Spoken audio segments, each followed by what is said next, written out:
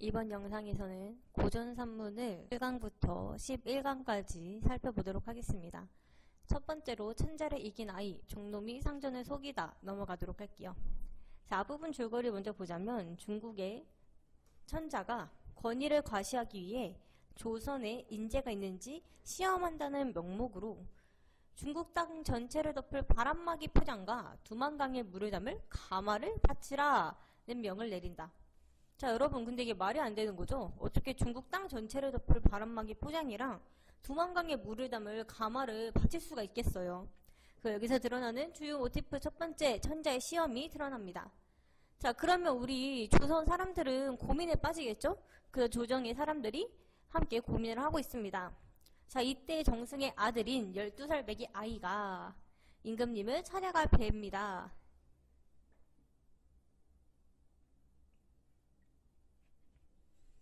자, 그래서 그 12살 먹은 정승의 아드님이 뭐라고 하냐면,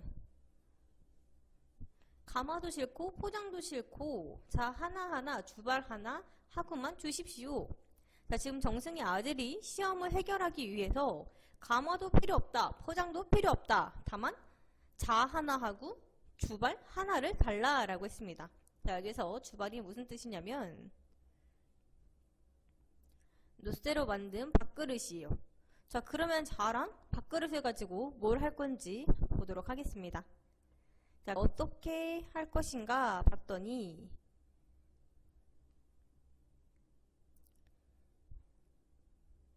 자, 아무리 천재라도 중국 땅이 몇 자 면치가 되는 줄 알아야 포장을 똑같이 지어올 것입니다. 자, 아무리 천재라도 2만 강의 물이 몇 백에 몇 마리 되는 거를 재주십시오. 글쎄 이 자료는 재서 적어주시고 2만 강은 이 주벌로 퍼서 물을 재주신다면 제가 우리 조선에 나가서 그와 같이 똑같이 해가지고 들어오겠습니다. 자, 지금 엄청 아이가 똑똑한 거죠. 지혜로운 거예요. 논리적 대화법을 통해 상대가 자신의 주장과 모순되는 대답을 하도록 유도하고 있습니다. 비합리적인 시험의 모순을 지적하고 있고요.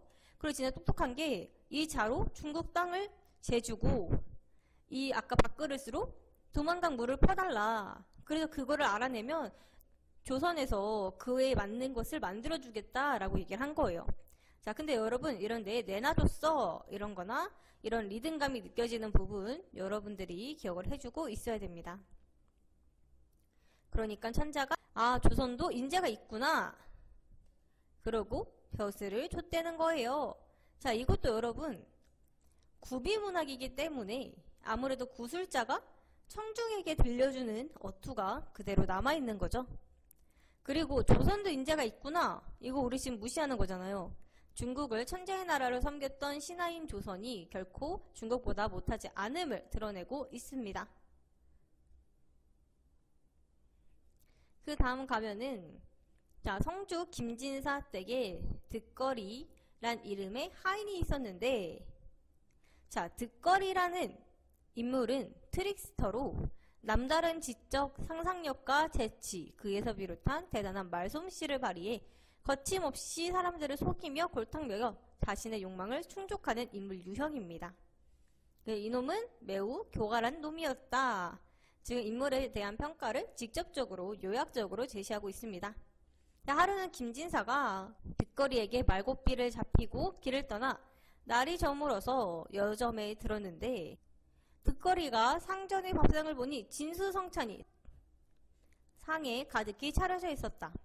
물론 식욕의 동에 군침을 흘렸지만 상전은 단 한 숟가락도 베풀어 주지 않았다. 자, 근데 이거 주인도 너무하죠? 득거리가 말고삐 이렇게 잡고 같이 길 나간 건데 지금 밥을 한 숟가락도 베풀어 주지 않았습니다. 자, 이렇게 먹는 거 가지고 이러면 치사해요. 그 득거리가 김진사를 속이게 되는 거죠. 그래서 내게 좋은 깨가 있다.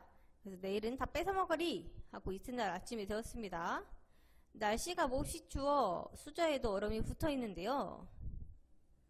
우리 샌님은 수저가 차면 잡숫지 않고 역정을 몹시 내시니 아무래도 뜨겁게 해야겠소 라고 득거리가 얘기를 하는 거죠. 그래서 숯불에 묻었다가 상에 올렸는데 아, 뜨거라 하고 뜨겁다 아니면 듣거라 라고 부르는 말이죠. 예의 득거리 여기 있습니다요 하고 나와서 상전의 밥상을 들고 텐마루로 나와서 날름 먹어치웠습니다. 자, 여러분, 이렇게 나타나는 트릭스터의 말하기 특징을 여러분들이 잘 기억을 해주고 있어야 됩니다. 그래서 상전이 네 놈을 부른 게 아니라 뜨겁다 한 건데 어떻게 냉큼 먹어치우냐 하니까 셋내는 셋내 이름을 부른 줄 알았다 변명을 하죠. 그래서 안악한테 왜 내 수저를 불에 달궈 놓았느냐 하니까 나리댁 하인이 그러라 했다. 그래서 득거리를 다시 꾸짖죠. 그래서 득거리가 다시 변명을 하고요.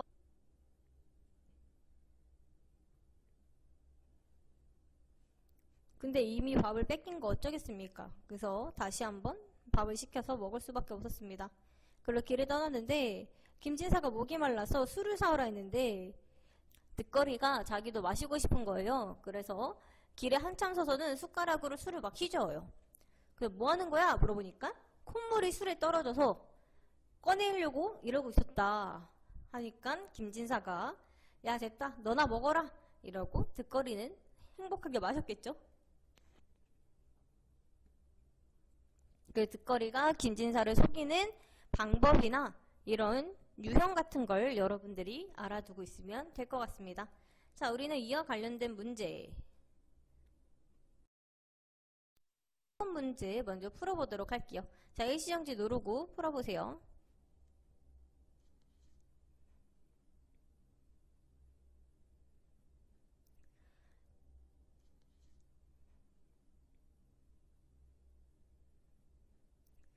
자, 여러분 3번 같이 볼게요. 우리 3번에 적절한 거 바로 2번이죠. 천자가 아이의 재치와 논리에 감탄하여 벼슬을 내리고 있으므로 적절하다고 볼 수 있습니다. 나머지 적절하지 않은 이유 보자면 1번 아이는 정승의 아들로 서민의 고달픔을 드러내고 있진 않죠. 3번 득거리가 진수성찬을 맛보지 못하는 내용이 제시되어 있으나 이를 통해 궁핍한 하층민의 삶을 나타내고 있지는 않습니다. 4번 조선 후기 물질만능주의의 폐단은 제시되지 않았고요. 5번 김진사랑 득거리는 낮은 지위에 있는 인물이 오히려 높은 지위에 있는 인물을 속이는 것은 맞지만 정의로움을 강조하는 것이라고 볼 수는 없습니다. 왜냐면 득거리도 득거리의 개인적 욕망에 의해서 행동을 하는 거기 때문이죠. 따라서 적절한 거 2번이라고 볼 수 있고요.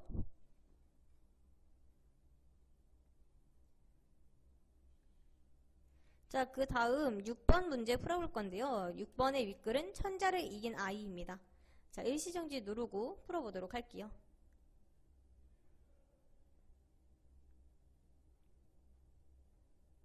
자, 여러분 우리 6번 같이 한 거 바로 4번입니다. 그랬어요. 그러니까는 그와 같은 부분에서 말로 이루어져 구현되는 문학으로 구어가 그대로 나타나는 특징이 드러나고 있습니다.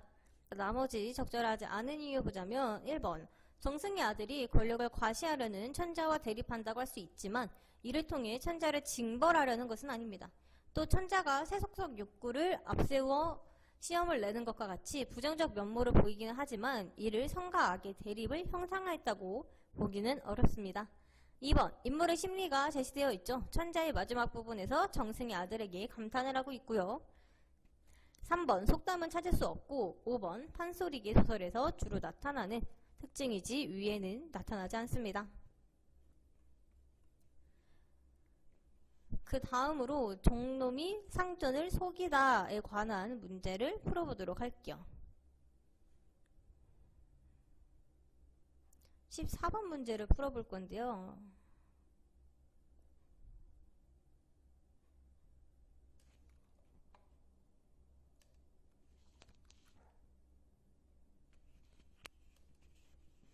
자, 기억이 뭐냐면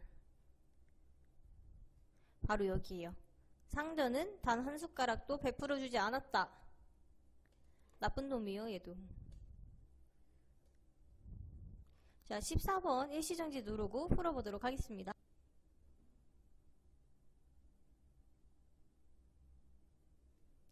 자, 우리 14번 같이 볼게요, 여러분. 설명으로 가장 적절한 거 바로 4번입니다. 보기에서 트릭스터는 남다른 지적 상상력과 재치, 그에서 비롯한 대단한 말솜씨를 발휘해 거침없이 사람들을 속이고 골탕 먹여 자신의 욕망을 충족하는 인물 유형이라고 제시되어 있습니다. 배를 파는 대상이 지배책일 경우 트릭스터의 언행은 기득권과 지배질서에 대한 저항의 성격을 띈다고 하였으므로 기억에 대한 득거리의 행동은 김진사의 이기적인 행동에 대한 저항의 성격을 띠는 것으로 남다른 재치를 발휘해 지배질서를 골탕 먹여 위계를 전복한다고 볼 수 있습니다. 나머지 적절하지 않은 이유 보자면 1번 이에 대한 득거리의 행동은 대단한 말솜씨를 발휘하기 위해 취한 것이 아니므로 적절하지 않습니다. 2번 이에 대한 득거리의 행동은 지적 상상력을 표출하기 위한 것이 아니고 또 보기에서 득거리를 반사회적 인물이라고 하였으므로 윤리적 가치관을 가르치고자 한다는 건 역시 적절하지 않습니다. 3번 득거리의 행동이 최고 권위자가 되고자 하는 욕망을 내포한다고 볼 수 있는 근거는 없고요. 5번 득거리의 행동은 자신의 욕망을 충족하기 위한 것이 맞지만 자신보다 지위가 높은 이를 대상으로 하는 저항적 성격을 지니므로 적절하지 않게 됩니다. 따라서 적절한 거 4번이라고 볼 수 있고 우리는 2강으로 넘어가 보도록 하겠습니다. 자, 두 번째 청군소설가 수성지입니다. 자, 먼저 가자면 수성지는 근심의 성에 관한 기록이란 뜻으로 임금인 청군에게 근심이 생긴 과정과 그 귀결을 허구적으로 구성하여 서술한 한문소설입니다. 수성지는 전통적인 의인차 서사인 가전의 양식을 기승했지만 마음을 의인화한 것이 특징이므로 청군소설로 분류됩니다. 자, 여기서 특징이 나와 있죠. 마음을 의인화했어요. 그래서 청군소설로 분류가 됩니다. 그 청군소설이란 무엇이고 이의 특징이 뭔지 여러분들 한번 읽어봐 주시면 되고요. 우리는 바로 수성지로 넘어가 보도록 할게요. 자, 주인옹이 글을 올리자 청군이 비답을 내렸다. 자, 주인옹은 마음이 만물의 주인이라는 의미로 청군을 보필하는 충신이에요. 내가 비록 부덕하지만 간언에 대해서만은 물 흐르듯이 따르고자 한다. 국장군을 영접하는 일은 모두 주인옹에게 이리만이 힘써주선하라. 지금 자신의 부족함을 인정하며 자신을 도울 것을 명하고 있고요. 주인옹이 공방이 국장군과 친분이 있으니 불러올 만합니다. 공방을 불러 말했습니다. 네가 가서 나를 위해서 잘 말해서 인재를 갈망하는 내 뜻에 부응하도록 하라. 이래서 열심히 찾아다녔지만 국양을 찾지 못하죠. 복동 하나가 도롱이를 걸친 채 소를 타고 오길래 공방이 국양장군은 지금 어디에 사느냐? 라고 물어보니 저기 바라보이는 곳에 계십니다. 하고 녹양촌 안에 붉은 살구꽃이 핀 담장을 가리켰습니다. 공방이 즉시 가서 보니까 과연 국양이 푸른 깃발 아래 목로주점의 미인을 데리고 앉아있다가 배간으로 대하며 힘들게 먼 곳을 찾아왔는데 무엇으로 보답하지요? 그래서 공방이 꾸짖으면서 금초로 바꾸어 오기를 바라오 서량을 바라는 게요. 왜 이래 나를 경멸하시오. 복초 임금께서 근심의 성 때문에 힘겨워하시다가 장군이 세상의 불편한 일을 제거하는 것을 임무로 삼는 데 뜻을 두고 있다는 말을 들으셨소. 그래서 널 이렇게 내가 데리고 가려고 했는데 왜 이렇게 무례하냐 하니까 국양이 그제야 배간해 보이더니 체준이 도와 투호를 하며 말했다. 근심이 있고 없는 건 오직 자기에게 달려 있소이다. 자, 여러분, 이건 국양의 생각이에요. 근심이 있고 없고는 오직 자신한테 달려 있대요. 전 이 말이 좀 맞는 것 같아요. 그래서 국양이 어디로 가서 청군이 위로하면서 고주를 버리지 않고 병을 거느리고 왔으니 이 기쁜 마음을 어찌 헤아릴 수 있겠는가. 그래서 진퇴의식을 시작하여 병을 기울여 토벌하라. 그 국양이 모양을 지켜서 청군에게 감사하는 표를 뒤져 올리는데, 자, 이런 실존 인물들이나 이 표의 내용을 여러분들이 기억해 주시면 되고요. 그래서 막 몹시 기뻐하면서 술을 피해 달아나는 노병이 없게 하라. 그래서 장군은 옥주를 타고 주지를 건너면서 칼로 삿대를 치며 맹세했다. 반드시 근심의 성을 소탕하고 돌아올 것을 이 물에 걸고 맹세하노라. 국양이 어서 백길에 들라 해서 문제 해결이 되었죠. 그래서 술을 통해서 결국 사람들이 근심을 해소했다는 얘기예요. 여러분들 알겠지만 국양이 술을 의미하잖아요. 국선생전에서 나오는 것처럼.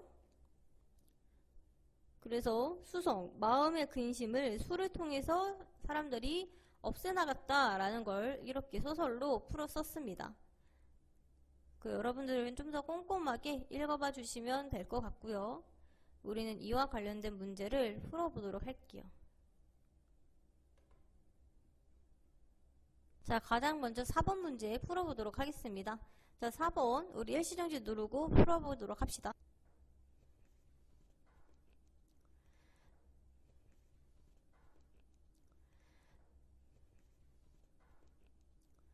자, 우리 4번 같이 볼게요, 여러분. 우리 거리가 가장 먼 정선은 바로 2번이죠. 2번은 자연과 하나 되는 물화일체의 모습, 자연에서의 만족감을 드러내고 있으므로 근심과는 거리가 멀다고 할 수 있습니다. 나머지 적절한 이유 보자면 1번과 5번은 임에 대한 그리움을 드러내므로 근심을 드러낸다고 할 수 있고요. 3번은 표리부동한 인물을 풍자하는 시이므로 그러한 인물들이 있음에 대한 근심을 내포한다고 할 수 있습니다. 4번은 고국을 떠나는 슬픔을 드러내므로 근심을 내포한다고 볼 수 있습니다. 따라서 적절하지 않은 거 2번이라고 볼 수 있고, 마지막으로 12번 풀 건데 A가 어디냐면 여기에요. 그래서 여러분들 A를 확인해 주시고 우리 12번 일시정지 누르고 풀어보도록 합시다.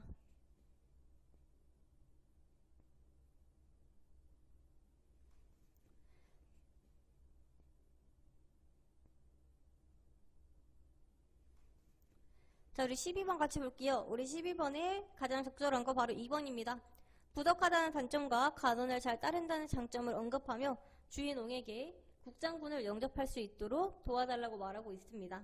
따라서 2번이 가장 적절하게 되고, 나머지 적절하지 않은 이유 1번 간사함을 지적하거나 지금 명령을 내리고 있진 않고요. 3번 권위를 내세우지 않고 있죠.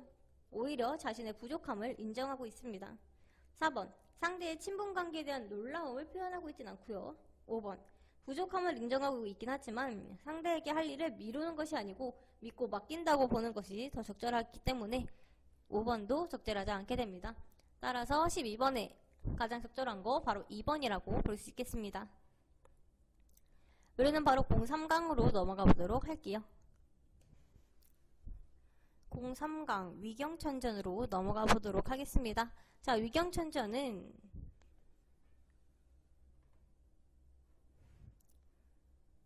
여러분들이 이생규장전을 생각하면 좀 쉬울 거예요. 위경천전 또한 만남과 이별이 반복되는 서사구조를 가지고 있습니다. 자, 그래서 우리 내용을 보자면, 자, 위생이 부모님한테 얘기하죠. 자, 하늘같은 은혜에 보답하고자 하나 소자가 불초하여 증상과 같은 효성을 받들지 못하고 자아의 아픔만 끼쳐드리고 말았으니, 자, 증상이나 자아는 실존했던 인물이에요. 그래서 불효막심한 죄가 이승과 저승에 쌓일 것입니다. 그래서 어떤 실수를 했냐, 위생이 뱃놀이를 갔다가 소숙방이라는 여인과 만난 거예요. 그 소숙방과 사랑에 빠진 거죠. 그런데 지금 이별을 한 거죠.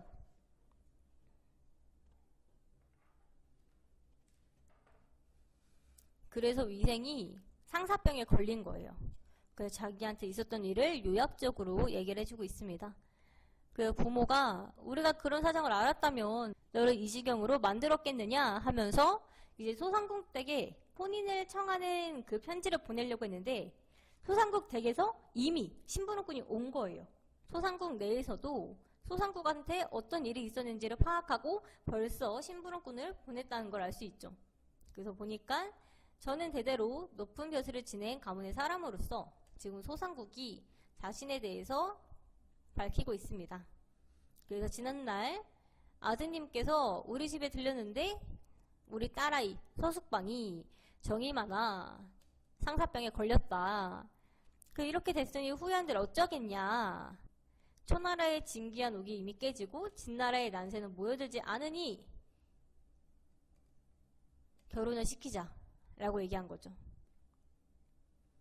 그 심부름꾼이 얘기하기를 저희 집 아씨가 귀대계 아드님과 헤어진 뒤 늘 꽃밭 가운데서 기다리다가 지금 소숙방이 계속 위생을 그리워한 거죠. 그러다가 떠났다는 얘기를 들어버렸어. 그래서 쓰러졌죠. 그 주인 어르신인 소상국이 아씨의 비단 상자를 들춰보다가 그리움을 노래한 씨 몇 수를 발견하게 된 거예요.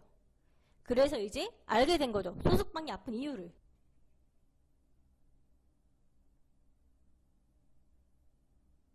그래서 아가씨가 지은 시 하나를 보여주는데 버드나무 한들한들 연못에 물 가득 꽃떨깃 오거진 속에 꾀꼬리 지적이네 슬퍼서 상사곡 연주하노라니 곡조는 금슬인데 이제 줄이 끊어졌네. 이제 위생과 소숙방의 인연이 끊어졌음을 드러내고 있는 거죠.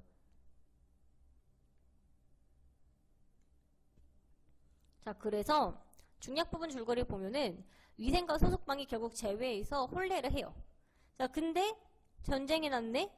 위생이 출전을 했네? 다시 이별하죠. 그 소숙방이 막 혼절하다가 깨어나고 위생도 상사병 때문에 지금 아파요. 그래서 막 밥도 못 먹고 예전의 병이 재발하고 말았어요. 그러니까 병이 매우 위독해져 잠을 이룰 수 없던 위생은 침상에 기대앉은 채 시 한 편에 써서 벽에 붙였는데 자, 설이 가득한 외로운 성 이곳에 군대 머무니 지는 달빛 아래 풀비리 소리 군막에 울리네. 등불 앞에서 괴로이 강남의 밤 생각노라니 기러기는 울며 초나라로 돌아가는구나. 자, 초나라가 위생이 있던 곳인데 기러기는 초나라로 돌아갈 수 있지만 위생은 초나라로 돌아갈 수 있는 처지가 아니죠. 자, 그래서 김생이라는 사람이 부채 위에 시 한 편을 썼는데 힘차게 우는 백마 타고서 용검 휘둘러 노란 처붙을 날 그 언제런가 가을바람은 말리박 병방에 불고 피리소리에 강남의 조각달 서늘하구나. 자, 지금 같은 상황이지만 시의 분위기가 다르죠. 그 위생은 소숙방을 그리워하는 시를 썼다면 김생이라는 사람은 약간 전쟁의 호방한 기운을 드러내고 있습니다. 자, 우리 이와 관련된 문제 풀어보도록 할게요. 우리 4번 문제 풀어볼까요? 윗글에 등장인물에 대한 설명 적절한 거 일시정지 누르고 풀어보도록 합시다.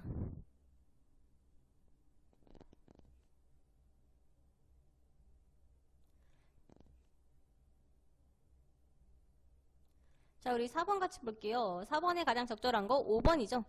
이해 8월에 외적이 조선을 침략하였는데 황제는 위생의 부친을 정토제 군사에 임명하여 병사 3만 명을 거느리고 요양으로 부임케 하였다. 소숙방은 집 밖까지 따라나가 통곡하다가 혼절했는데 한참 뒤에야 깨어났다와 위생이 쓴 시를 통해 위생과 소숙방은 전쟁으로 인해 헤어짐을 겪게 되고 서로를 그리워하고 있음을 알 수 있습니다. 나머지 적절하지 않은 이유 보자면 1번 윗글의 첫 부분에서 위생은 자신의 상사병을 밝히고 있고 2번 소상국이 보낸 편지에는 만일 부부의 정을 가로막는다면 천지가 다하도록 부모의 마음이 어떻겠습니까? 속히 좋은 날을 잡아 혼례를 올리게 해주시기 바랍니다. 모쪼록 기댁에서 저희 집의 한미함을 탓하지 말아주시기를 빕니다. 라고 제시되어 있으므로 적절하지 않습니다. 3번 편지를 다 읽자 심부름꾼이 2번 절한 다음 저간의 사정을 아뢰었다. 저희 집 아씨를 통해 심부름꾼은 소상국 내 집과 관련이 있는 사람임을 알 수 있습니다. 4번 자, 우리 소상국한테 편지를 보내려고 했는데 이미 소상국 내 집에서 심부름꾼이 왔죠. 따라서 소상국은 위생의 집에서 편지를 보낼 때까지 딸의 마음을 헤아리지 못했다고 볼 수 없습니다. 오히려 소상국이 더 빨리 마음을 헤아리고 위생의 집으로 심부름꾼을 보낸 거죠. 따라서 4번에 적절한 거 바로 5번이라고 볼 수 있습니다.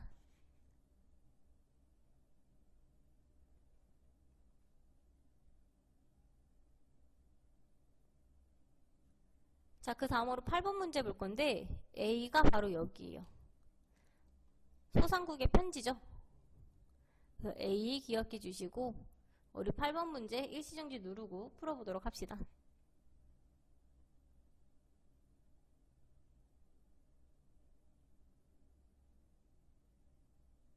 자, 우리 8번 같이 볼게요. 우리 8번에 적절하지 않은 거 3번입니다. 우리 A에서 딸의 잘못이 모두 상대편 아들의 잘못 때문임을 강조하고 있는 부분은 드러나지 않습니다. 나머지 적절한 이유 보자면 1번 부모의 마음이 어떻겠습니까? 와 같은 표현으로 부모의 심정이 호소하고 있고요. 2번 꽃이 이슬에 젖듯 달이 구름을 헤치듯 과 같은 비유적인 표현을 통해 딸의 심정을 드러내고 있습니다. 4번 꽃나라의 진귀한 옥이 이미 깨지고 진나라의 난세는 모여들지 않은 이와 같은 고사를 인용하여 딸의 처지와 심정을 알리고 있습니다.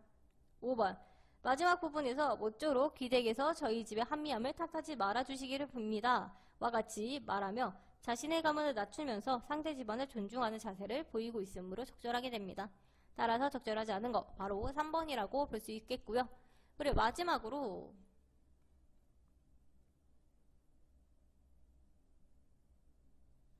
13번 풀어볼게요. A가 어디냐면 여기에요. 위생이 전쟁에 참여해서 다시 상사병을 얻게 된 부분이고요. 13번 일시정지 누르고 풀어보도록 합시다.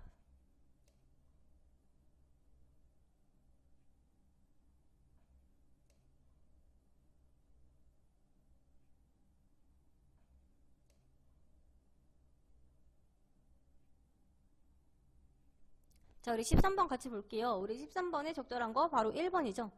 자, A에는 임과의 이별 상황에 대한 슬픔이 드러나는데 이런 임과 이별에서 상사병을 앓는 위생이 부르는 것은 1번 임의 발굽으신 귀를 통해서 진달래 꽃비, 눈물 아롱아롱 같은 표현을 드러내는 1번이 가장 적절하게 됩니다. 나머지 적절하지 않은 이유 보자면 천상적인 세계를 지향하는 순결의지와 바라는 것, 이념적인 것과 실존적인 것, 한계적인 것 사이의 갈등과 부조화 속에서 오는 부끄러움이 드러나는 게 바로 2번 작품이었고요. 3번은 고향을 잊을 수 없다는 표현을 통해 고향에 대한 그리움을 드러내고 있습니다. 4번 자연물을 통해 깨닫게 된 경이로움을 표현하고 있고요. 5번 헤어져 있는 상황을 깨진 거울로 비유하고 깨진 거울이 다시 합쳐 둥글게 된다. 은하수의 까막가치들이 아름다운 기억을 두었다와 같이 재회에 대한 기쁨을 드러내고 혼인을 하게 되는 것을 월하 노인의 붉은 실로 메어주리니로 드러내고 있으므로 이건 이미 재회를 한 다음에 그리고 혼인을 할 때 부를 만한 노래로 적절한 거죠. 따라서 A의 상황에는 적절하지 않게 됩니다. 자, 우리는 바로 04강으로 넘어가 보도록 할게요. 그 다음 04강 달천목류록으로 넘어가도록 하겠습니다. 자, 앞부분 줄거리 먼저 보자면 우리 임진왜란 직후에 파담자라는 암행어사가 충주를 순시하던 중에 임진왜란 희생자들의 뼈를 위로하기 위해서 신립장군을 풍자하는 시를 여러 편 짓게 됩니다. 그 후 어느 날 파담자는 꿈에서 한 무리의 참혹하게 죽은 병사들의 혼백을 보고 그들의 대화를 듣게 됩니다. 자, 귀신이 미소 지으며 말하길 속세에서 오신 손님이 지금 엿듣고 있으니 째째하게 굴지 말게 하니까 파담자가 서로 이렇게 인사를 하죠. 그대는 지난번 이렇게 오셨던 분 아닙니까? 그때 우리에게 주신 시 바로 앞부분 줄거리에 있는 신립장군을 풍자하는 시죠. 이 시를 삼가 잘 받았습니다. 고시와 율시는 풍자하는 의미가 깊고 절구는 처절해서 차마 읽을 수 없을 지경이었으니 이른바 귀신을 울린다는 것이 바로 그 시들을 두고 하는 말입니다. 오늘 밤이 어떤 밤이기에 군자를 만나게 되었는지 모르겠습니다. 지난 일은 구름과 같아 자세히 다 이야기할 순 없지만 그중 한두 가지를 이야기해 줄 테니 세상에 전해주세요 라고 전쟁으로 죽은 병사가 겪은 억울함을 파담자에게 전해달라고 얘기하고 있습니다. 자, 장수는 3군의 목숨을 담당하는 자리에 있고 병사는 장수한 사람의 통제에 따르는 존재입니다. 자, 왜냐면 병사가 혼자서 단독행위를 하면은 위험해지겠죠. 그러니 만일 장수가 현명하지 못하면 반드시 이를 망치는 것이지요. 지금 전쟁에서 장수의 역할을 갖는 중요성이 드러납니다. 신립장군의 과오를 탓할 것임을 알 수 있죠. 자, 그래서 충주의 지세는 원래 이렇게 험하고 험준하다. 이렇게 충주의 지형에 대한 자세한 설명이 드러나고요. 이곳에 나무를 베어다 목책을 만들고 바위를 늘어세우며 북방의 군대가 어찌 날아 넘어올 것이며 남풍 구슬픈 소리가 어찌 여기까지 흘러올 수 있겠습니까? 그래서 이렇게 했다면 나무를 베어다 목책을 만들고 바위를 늘어 세웠다면 우리가 이겼을 텐데 지금은 지고 만 거죠. 그러니까 억울함을 강조하고 있습니다. 그래서 승리가 분명했을 것이다. 그 충주의 지형을 이용해 승리할 수 있었던 계책이 드러납니다. 승리할 수 있었음에도 불구하고 패배했음에 대해 느끼는 억울함과 안타까움이 드러납니다. 자, 애석하게도 신립은 이런 계책을 세우지 않고 자기 위험을 내세워 남의 말을 듣지 않았어요. 그래서 지게 된 거죠. 그 신공이 뭐라고 얘기했냐면 적은 거위나 오리처럼 걸음이 무거울 거다. 그리고 개나 돼지처럼 책략이 없을 것이다. 라고 해버린 거예요. 그 적을 만만하게 보고 지금 계책을 세우지 않은 거죠. 자, 하지만 결국 우리가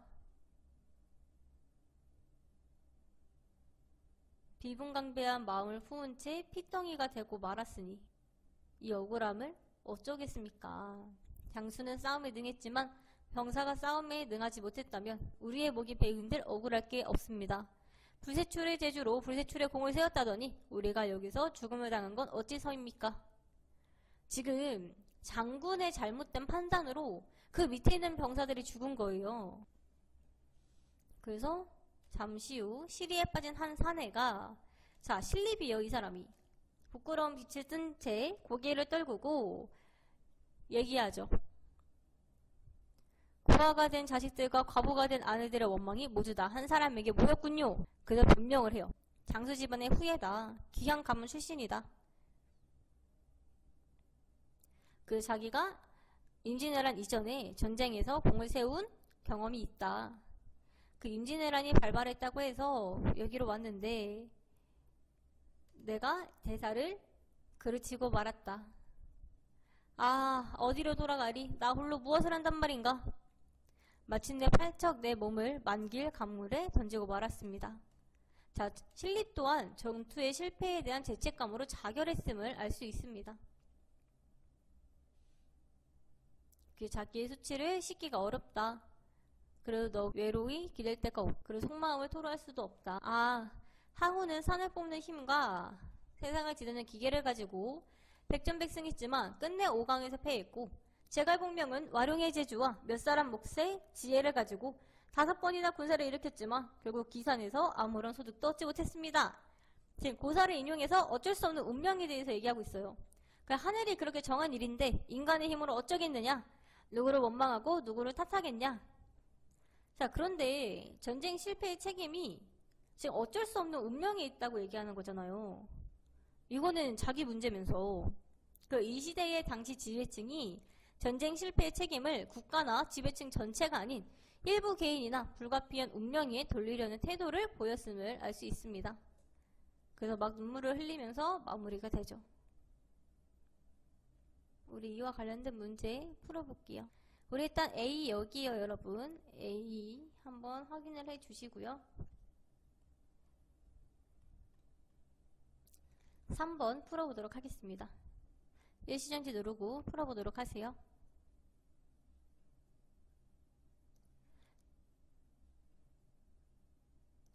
자, 우리 3번 같이 볼게요. 3번에 가장 적절한 거 바로 2번이죠. 장수는 싸움에 능했지만 병사가 싸움에 능하지 못했다면 우리의 목이 베인들 억울할 게 없습니다를 통해 실립이 제대로 된 계책을 세웠다면 억울하지 않았을 것이라고 하며 자신의 억울함을 강조하고 있습니다. 나머지 적절하지 않은 이유 보자면 1번 물음의 방식을 사용하고 있지만 감정보다는 논리를 전달하기 위함이라는 것은 적절하다고 보기 어렵고 3번 질문의 형식이 반복되고 있으나 이는 자신의 잘못을 확인하기 위함이 아닙니다. 4번 청자의 의견에 반박하고 있지 않고요.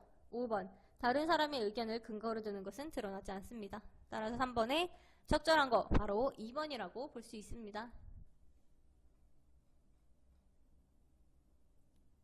우리 10번 한번 볼까요? 기억이 어디냐면 여기에요.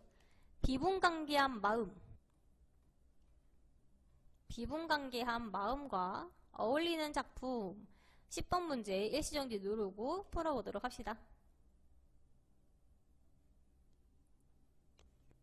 자, 우리 10번 같이 볼게요. 우리 적절한 것은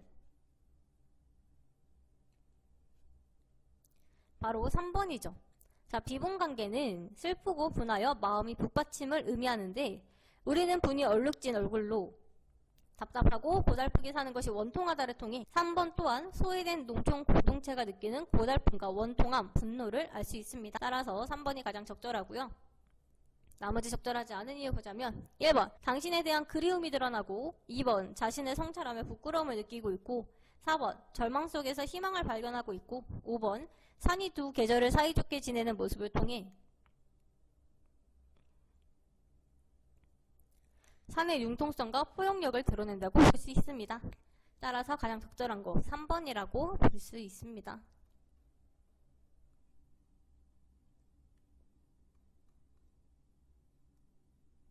우리 마지막으로 13번 문제 풀어보도록 할게요. 윗글에 대한 설명으로 적절하지 않은 거 일시정지 누르고 풀어보도록 합시다.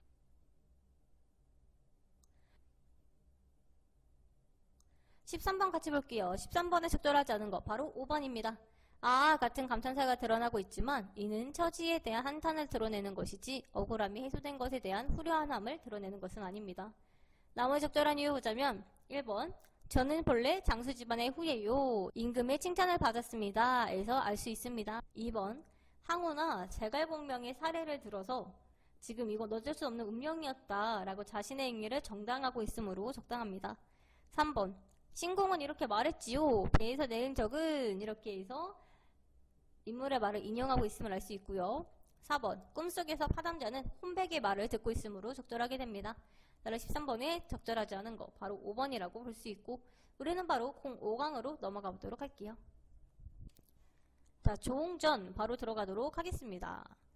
자, 조홍전은 영웅 군담 소설로 여기에 드러나는 영웅의 일대기 구조를 여러분들이 파악하는 게 아무래도 중요하겠죠. 그래서 앞부분 줄거리 먼저 보자면 우리 간신 이두병이 태자의 왕위를 찬탈해서 조승상의 아들인 조홍과 어머니는 함께 도망쳐 고난을 겪습니다. 자, 그래 정쟁에서 졌기 때문에 조홍 모자가 이런 고난을 겪게 되는 거죠. 그래서 어머니를 한 절에 모시고 세상으로 나와 조홍은 한 노인을 만나게 되는데요. 자, 한 노인이 웅이한테 그대 이름은 웅이냐? 라고 물어봅니다. 그 웅이 어떻게 내 이름을 압니까? 라고 물어보니까 노웅이 자연 알가니와 자, 하늘이 복음을 주심에 임자를 찾아 전코자 하여 자, 하늘이 준 복음의 주인을 노웅은 찾아다닌 거죠. 그래서 이리저리 돌아다녔는데 수개월 전에 장성이 강호의 비치건을 여기서 계속 기다리고 있던 거예요. 그대의 행색이 짝없이 곤박함에 분명 요리걸식 하는 줄 짐작하였거니와 자, 이분 똑똑하죠? 요리걸식 했을 거를 짐작했어요. 근데 찾을 길이 없어서 방을 써붙이고 만나길 기다렸는데 그대 만남이 어찌 이리 늦은가 하고 그리고 칼을 하나 주는데 그게 바로 조홍검입니다. 그래서 귀중한 복음을 거저주시니 백골난망이다. 어찌 갚으랴 하니까 나는 그저 전한 거다. 나한테 은혜를 갚을 필요가 없다 라고 얘기합니다. 그래서 노홍이 조홍한테 관산이라는 산에 가서 철간도사를 스승으로 모셔라 라고 얘기하죠. 그래서 이 중요한 부분에 조홍이 철간도사를 만나러 가요. 근데 어떻게 해도 철간도사를 만날 수가 없네? 분명 노홍은 정성이 지극하면 만난다 했는데 그럼 내가 정성이 부족한가 보다 하고 벽에 글을 쓰고 갑니다. 그 철간도사는 산중에 앉아서 그 거동을 다 보고 있었죠. 그 벽상에 글 쓰고 감을 보고 지금 철간도사가 조홍이 불쌍해져서 벽에 글을 봤어요. 그랬더니 10년을 지내온 나그네가 만리 밖에서 찾아보도다. 흐린 연못에 용이 있어 날아오르거늘 이정성이 도달하지 않는구나. 이렇게 산문 속에 음문을 넣어서 산문의 단조로움을 탈피하고 있죠. 이걸 보고 동자를 보내어서 데리고 오죠. 그래서 동자한테 밥을 주라고 막 재촉하고 성경현전, 육도삼야, 천문도와 같은 책을 보고 도사에 가르치는 술법을 배우니 조홍이 의사광활하고 눈앞의 일을 모를 것이 없더라. 자, 지금 철간도사의 도움으로 술법을 배우고 성장하는 웅의 모습이 드러납니다. 자, 그런데 갑자기 어떤 소리가 병력같이 산악을 올리거늘 해서 뭐냐 했더니 말이었죠. 그 신이한 현상과 신이한 출생을 겪은 명마가 있는데 너무 얘가 싸나워. 근데 웅이 보니까 얘 진짜 명마야. 그래서 내가 소리를 크게 질러 그 말을 길들이죠. 그래서 이 명마를 얻게 됩니다. 그래서 지금 이 앞에 한 노인한테는 좋은 검을 얻게 되고요. 철간도사한테는 술법도 배우고 그리고 명마를 얻게 되는 거예요. 그래서 너무 고맙다. 천금준마를 주는 것도 너무 고맙다. 그러니까 철간도사가 공공함도 그대의 운수요. 영기함도 그대의 운수라. 어찌 나의 은혜라 하리요. 자, 잘 살고 못 살고는 다 너의 운수다. 그렇기 때문에 이것은 나의 은혜가 아니다. 라고 얘기하죠. 그래서 도업을 배우니 1년이 지나자 신통묘수를 배워 달통하니 진시로 괄목상대로라. 뛰어난 능력을 지니게 된 웅의 모습이 드러납니다. 영웅 군담 소설이라는 것을 알아놓고 우리 3번 문제 풀어보도록 하겠습니다. 자, 3번 풀어볼 시간 줄 테니 일시정지 누르고 풀어보도록 할게요.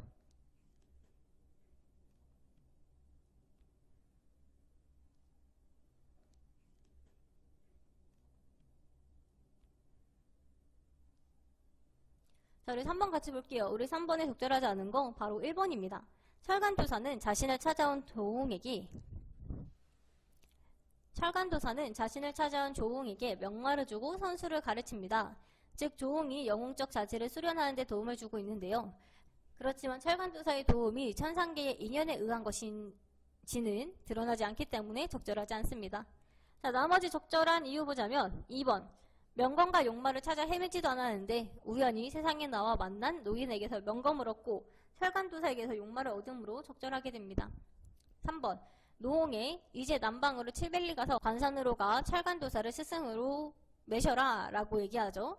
그래서 웅은 관산에 가서 철간도사를 만나게 되므로 적절하게 됩니다. 4번 자, 웅이 소리를 크게 지르니 그 말이 주인을 알아보듯 웅을 반기게 되죠. 따라 적절하고요. 5번 웅은 철간도사한테 고마움을 표현하고 있으므로 적절하게 됩니다. 따라 적절하지 않은 거 바로 1번이라고 볼 수 있습니다.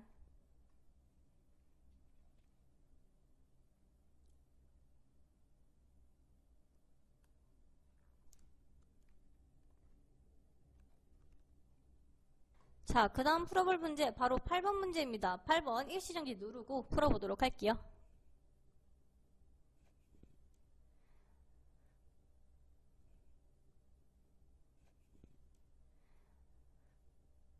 자, 여러분 8번 같이 볼게요. 우리 8번에 적절하지 않은 거 바로 3번이죠. 조홍이 말을 보고 소리를 크게 하니 말이 조홍에게 머리를 들고 굽을 치며 공손하게 굴었다. 이는 조홍의 비범성을 보여주는 것이라고 볼 수 있으나 조홍이 천상계의 조력을 받고 있다거나 초월적 능력을 획득하였다는 것을 보여주는 것은 아닙니다. 조홍은 선천적으로 초월적 능력을 획득한 인물이나 적강한 인물이 아니므로 적절하지 않게 됩니다. 나머지 적절한 이유 보자면 1번 조홍이 어머니와 함께 도망쳐 고난을 겪는 것은 영웅의 일대기 구조에서 시련과 고난의 과정에 해당하는 것으로 조홍이 영웅으로 거듭나기 이전에 겪는 고행의 과정을 보여주는 것이라고 볼 수 있습니다. 2번 철간도사가 조홍에게 성경 한전, 육도 삼야, 천문도를 주고 웅은 이것을 읽고 술법을 배우고 눈앞의 일을 모를 것이 없어진다. 이는 조홍이 학문전진과 수련의 과정을 통해 영웅으로서의 탁월한 면모를 갖추게 되었음을 보여주는 것이라고 할 수 있습니다. 4번 조홍이 철간도사에게 말값에 대해 묻자 철간도사는 하늘이 낸 용마의 임자가 조홍이라고 말합니다. 조홍이 용마를 얻고자 하고 신통묘수를 배워 달통한 것은 조홍이 비범하고 탁월한 능력을 갖추기 위해 적극적으로 노력하고자 하는 인물임을 보여주는 것이라고 할 수 있습니다. 5번 철간도사는 조홍에게 용마를 주고 조홍이 능력을 기를 수 있게 해주는데요. 이는 조홍이 조력자를 만나 능력을 연마하게 되는 것이므로 적절하게 됩니다. 따라 적절하지 않은 거 바로 3번이라고 할 수 있습니다. 자, 마지막으로 어떤 문제를 풀어볼까요?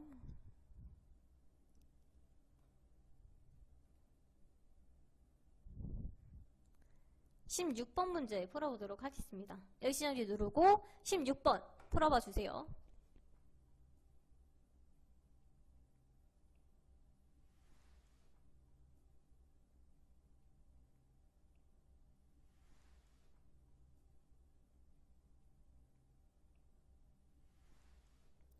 저는 16번 같이 볼게요. 16번 적절하지 않은 거 바로 4번입니다. 서술자가 작품에 개입하여 주관적인 평가와 목소리를 드러내는 서술자의 개입은 제시된 부분에 드러나지 않습니다. 자, 나머지 적절한 이유 보자면 1번 종이 벽에 쓴 글은 시에 해당하며 이러한 논문의 삽입으로 산문의 단조름을 탈피하고 있으므로 적절합니다. 2번 윗글은 조은과 다른 인물의 대화나 서술자의 서술로 인해 사건이 전개되므로 적절합니다. 3번 시간의 흐름에 맞게 순행적으로 사건이 전개되고 있으므로 적절하고 5번 서술자는 전지적 작가 시점에 위치하므로 인물의 행동뿐만 아니라 심리까지 알고 있다는 설명은 적절하게 됩니다. 따라서 적절하지 않은 거 바로 4번이라고 볼 수 있습니다. 따라서 적절하지 않은 거 바로 4번이라고 볼 수 있겠습니다. 우리는 바로 06강으로 넘어가 보도록 할게요. 06강 이대봉전 들어가 볼게요. 자, 차설. 이런 차설이라는 것은 고전소설에 정말 많이 드러나는 건데 화제를 돌려 다른 이야기를 꺼낼 때 앞서 이야기하던 내용을 그만둔다는 뜻으로 다음 이야기의 첫머리에 쓰는 말입니다. 자, 왕희의 아들 석연이 기리를 당함에 노복과 가마를 갖추어 장미동에 나아가니 이때 야색이 삼경이라 노복이 들어가 소저를 납치하고자 하더니 여러분 소저를 납치하려고 해요. 이때 소저가 등촉을 밝히고 얘기를 보더니 외당에서 사람들이 떠드는 소리가 들리거늘 소저가 마음에 놀라 시비 난양을 불러왈. 자, 외당에 나가 동정을 보라. 그러니까 난양이 보고 왔죠. 왕승상의 아들이 노복과 가마꾼을 거느려 외당에서 머뭇거리고 있더이다. 그 소저가 너무 놀래서 저 즈음에 왕이 청혼하였거늘 내 허락치 아니하고 중매하는 사람을 물리쳤더니 분명 나를 납치하려고 하는 거다. 눈치가 정말 빠르죠? 일이 급박하니 어떡하지? 이러면서 걱정을 해요. 자, 우리 소저는 이대봉과 혼인을 약속한 사람으로 왕위의 아들과의 청혼을 거절하자 지금 납치를 하려고 하는 거죠. 그러면서 막 죽으려 하더니 난형이 얘기하기를 소연은 잠깐 진정하소서. 소저가 만약에 목숨을 함부로 여기면 부모 제사와 난군의 원수를 누가 갚으리이고 그래서 소저는 나랑 의복을 바꿔 입고 도망가라. 그리고 소저는 급히 남자 옷으로 갈아입은 후에 피신을 해라. 계책을 내줍니다.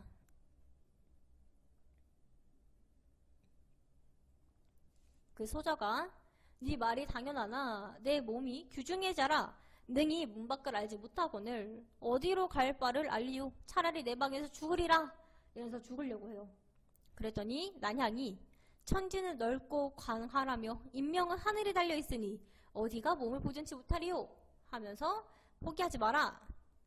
난향이가 소비 또한 이 마음이 있으되 왕과 노복이 소저를 찾다가 없으면 근처로 흩어져 길을 쓰고 찾을 것이니 소저가 어찌 화를 면하려 하시나이꼬. 자, 빨리 행하시고 지체하지 마시옵소서. 자, 지금 소저를 위해서 자신을 희생하는 난향이의 모습이 드러납니다. 그래서 사람들은 난향이가 지금 소저인 줄 알고 있는데 그 시녀가 왕공자가 왔으니 얼른 가마에 타라 하는 거죠. 그 난향이가 내 집이 비록 가난하고 변변치 않으나 조정 중신의 집이거늘 너희가 외람되이 무단돌입하여 어찌하고자 하나 내 어찌 더러운 욕을 버리오 하면서 비단수건으로 목을 졸라요. 그래서 어쩔 수 없이 감에 올라서 장안으로 향하는데 벽파장 노소인민이 다 구경하여 하는 말이 장한림의 여와 애황소저와 승상의 자제가 청혼하여 신행하신다 하더라. 자, 근데 진짜 소저가 아니라 난향이죠. 시녀예요, 시녀. 시녀가 지금 소저인 척 하면서 그 가마에 탄 거예요. 그 난향을 보면서 어여쁘다 이러면서 막 칭찬을 해줘요. 그 난향이 일어나 외당으로 나아가니 내외 빈객이 크게 놀라거늘 난향이 승상 앞에 나아가 좌우 돌아보면서 나는 사실 소저가 아니라 소저의 시비 난향이다. 내가 잠깐 너를 속였다. 왕희의 나라의 녹을 받는 중신으로 명망이 일국에 있으며 부귀천하의 제일이라. 자, 근데 왕희가 지금 납치하려고 한 거 보면 반어적 표현이라 볼 수 있겠죠. 그래서 원래 매파를 보내는 게 예인데 어떻게 이렇게 납치를 하냐. 우리 소저는 너의 모욕을 피하여 계시나 결단코 자결하여 원혼이 되었을 것이니 어찌 통분치 아니리요. 그래서 우리 소저는 너 때문에 죽었을 것이다 하고 거짓말을 하는 거죠. 왜냐면 아까 소저한테 죽지 말라고 했잖아요. 그래서 사실 죽진 않았지만 걔 이미 자살했다. 이게 거짓말을 한 거예요. 그 승상이 대경하여 난양을 소저는 어떻게 이런 말을 하냐. 이제 진짜를 알아보려고 어떤 사람을 데리고 와서 봐요. 근데 난양이 진짜 시녀다. 그 죄를 용서해라. 하고 부끄러워 크게 꾸짖고 난양을 보내리라. 자, 각설도 많이 사용되는데 말이나 글 따위에서 이제까지 다루었던 내용을 그만두고 화제를 다른 쪽으로 돌리는 차설과 같은 역할을 합니다. 왕이가 애황이랑 결혼하려고 지금 납치를 하려고 한 거예요. 근데 애황이의 시녀인 난향이가 애황이한테 도망가라 하고 자기가 애황인 척을 한 거죠. 그래서 승상이 앞에서 나 사실 난향이다. 나 애황이 아니다. 라고 밝혀서 진짜 보니까 진짜 난향이야. 까지가 이 내용이에요, 여러분. 별 내용 없죠?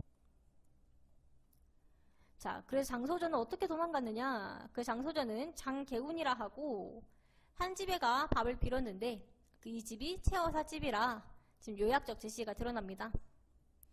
근데 보니까 애황이 너무 비범해. 그래서 얘는 분명 거인이 아니다.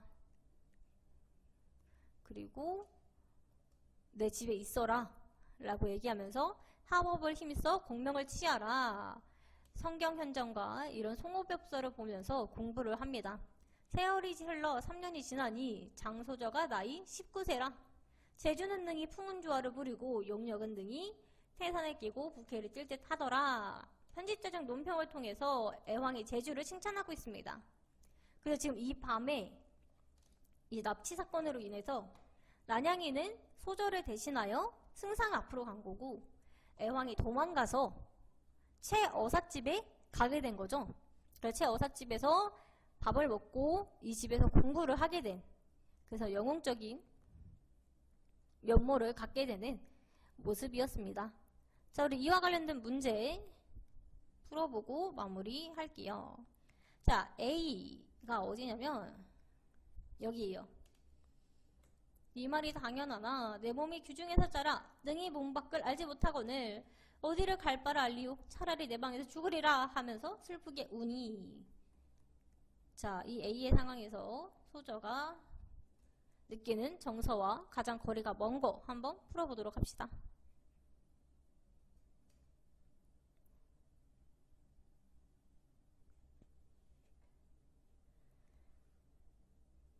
자, 3번에 적절하지 않은 거 바로 3번이죠.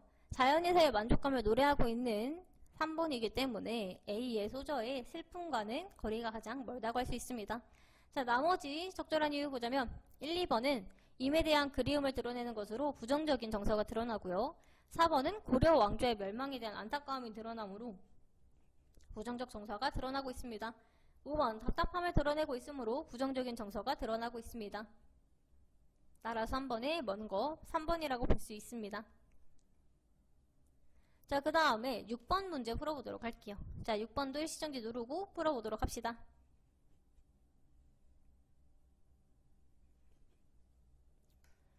자, 우리 6번에 적절한 거 바로 4번이죠. 왕희가 악, 애황이 선에 해당한다고 볼 수 있으며 둘의 대립관계가 드러나고 있으므로 적절하게 됩니다.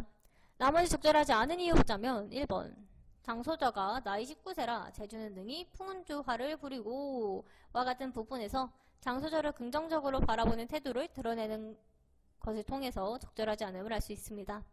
2번 대립이 드러나고 있으나 이를 완화하는 비현실적 요소는 찾을 수가 없고요. 3번 고전소설은 고사를 자주 인용하나 이 글에서 고사를 통해 인물의 의지를 부각하고 있진 않습니다. 5번 시간의 순서에 따라 전개가 되고 있으므로 적절하지 않게 되죠. 따라서 6번에 가장 적절한 거 4번이라고 볼 수 있고요. 자, 마지막으로 13번 기억이 뭐냐면 각설이에요. 각설. 13번 일시정지 누르고 풀어보도록 합시다.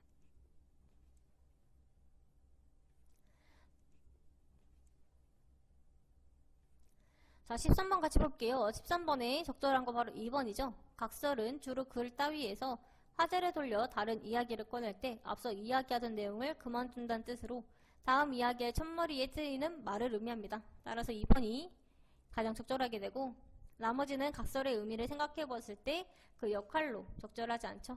따라 13번에 2번.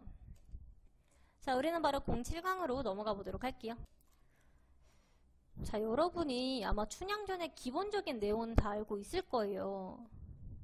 우리 기생인 춘향이와 양반계층인 이몽룡의 사랑 이야기죠. 자, 그런데 이몽룡이 잠시 떠났을 때 변사또라는 신간사또가 춘향이한테 자신의 수청을 들라고 강요를 하게 되지만 우리 춘향이는 끝까지 들지 않겠다, 싫다 이렇게 반항을 하죠. 그래서 지배계층에 대한 반항이 드러나고, 그래서 춘향이가 죽을 위기에 처했을 때 암행어사가 된 이몽룡이 등장해서 암행어사 출도요 하면서 춘향이와 백년해로 행복하게 살았다 라는 것이 전체적인 내용입니다. 자, 여기에 제시된 내용은 사또가 춘향이가 대체 누구냐, 뭐 진짜 아름답냐, 춘향이를 불러와라, 나랑 결혼을 해야겠다 이러면서 이렇게 수청을 강요하는 부분입니다. 자, 보자면, 자, 사또가 순우한테 춘향이가 기생이 아니라 규중에 있는 아이인데 이름이 그리 유명한가? 라고 물어봐요. 그 순우가 얘기하기를, 자, 하늘이 정한 연분인지 국원사또 자제 이도련님과 백냥가약 맺사었고, 도련님 가실 때 장가진 후에 데려가마 당부하고 춘향이도 그렇게 알고 수절하여 있습니다. 자, 지금 신간사또인 변사또가 오기 전의 내용을 압축해서 요약해서 전달하고 있는 거죠. 여러분들은 이런 금성맥약 같은 사자성어를 잘 알아두고 있으면 좋습니다. 그 사또가 이놈 무식한 상놈인들 무슨 소리냐, 대체 누가 이 시골에서 첩을 얻어 살자 했고, 그리고 내가 저 하나를 보려는데 못 보고 그만두랴? 잔말 말고 불러오라 이러면서 춘향이를 강제로 불러오라고 해요. 절개를 지키고 있는 춘향이를 신분의 차이를 활용해서 부르고자 하죠.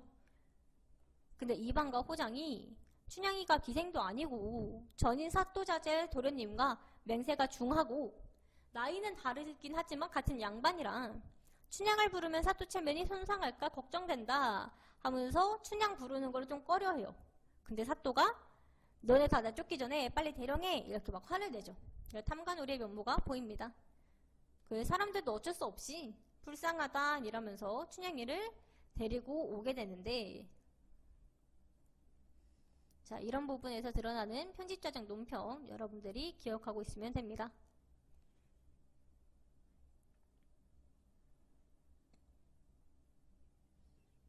그래서 춘향이를 보면서 아 진짜 예쁘네 이러고 있고, 그래서 춘향이랑 결혼을 해야겠다 얘기를 하죠. 춘향이한테 수청해라 하는데 춘향이가 거절해요. 안 된다. 그래서 이런 부분에서 신분 해방이라는 이면적 주제가 드러나고요. 사또가 아 진짜 계집 열려다. 근데 너가 아무리 정절을 지킨다 한들 과연 이몽룡이 너를 생각할까? 너는 정절에서 정절 지키다가 늙어가고 그렇게 되면 불쌍한 건 너 아니면 누구야? 그 누가 대체 연료를 칭찬해? 네 골사또에게 매임이 오르냐? 어린 놈에게 매인 게 오르냐? 이러면서 서리적 표현을 활용하여 이몽룡에게 절개를 지키는 것이 부질없음을 강조하고 있습니다. 그 춘향이가 절개를 본받고자 하옵는데 계속 이렇게 분부하시니 사는 것이 죽는 것만 못하옵고 연려 불경 이부오니 처분대로 하옵소서. 지금 자신의 죽음을 무릅쓰고서라도 절개를 지키겠다 하는 춘향이의 의지가 드러납니다. 그래서 회계나리가 막 춘향이를 무시해요. 너 같은 천한 기생무리에게 충렬 두자가 웬 말이냐? 그래서 춘향이가 이런 충효 연료도 상하이 있소? 이러면서 충효 연료에 해당하는 기생을 나열하여 절개를 지키겠다는 자신의 의지를 드러내고 있습니다. 그래서 끊임없이 춘향이는 자신의 절개를 드러내고 있고, 이게 춘향이가 활용한 고사의 내용도 여러분들이 잘 알아놓고 있으면 좋습니다. 나는 절대 죽어서라도 너네 수청을 들지 않는다 하니까 사또가 화가 나서 춘향이를 죽을 위기에 처하게 하는 거죠. 까지가 전개된 내용이었습니다. 자, 이와 관련된 문제, 우리 1번 문제 먼저 풀어볼게요. 여기가 어디냐면 여기에요. 춘향이는 사령이 오는지 관노가 오는지 모르고 주야로 도련님만 생각하여 우는데 A 상황에서 춘향이가 불렀을 시 가장 적절한 거 일시정지 누르고 풀어보도록 하겠습니다.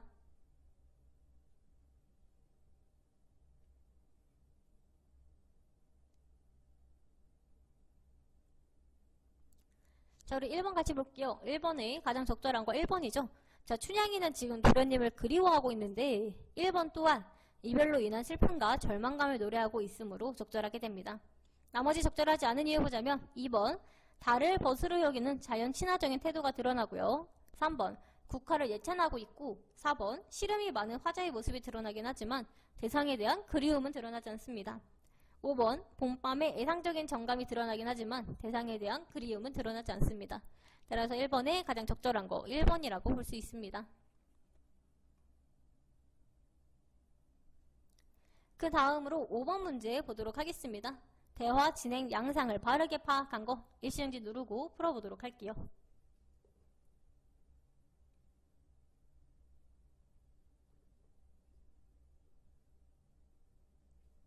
자, 5번 같이 볼게요. 우리 5번에 적절한 거 바로 3번이죠. 사또는 춘향이에게 수청을 들 것을 강요하고 춘향이는 내가 죽는 한이 있어도 싫다라고 거부하고 있습니다. 결국 이러한 서로의 입장을 굽히지 않음으로써 대화는 아무런 타협이나 어느 한쪽의 동의를 이끌어내지 못한 채 결렬되고 있으므로 5번에 가장 적절한 거 3번이라고 볼 수 있고 우리 나머지 적절하지 않은 이유 보자면 1번 사또는 처음에는 본심을 숨긴 채 춘향이의 정절을 찬양하는 듯하나 결국에는 춘향이의 수청을 노골적으로 요구하며 본심을 드러내고 있으므로 적절하지 않게 됩니다. 자, 이에 반해 춘향이는 처음부터 자신의 입장을 분명히 밝히고 있죠. 2번 춘향과 사또는 끝까지 자신의 입장을 굽히지 않고 있고요.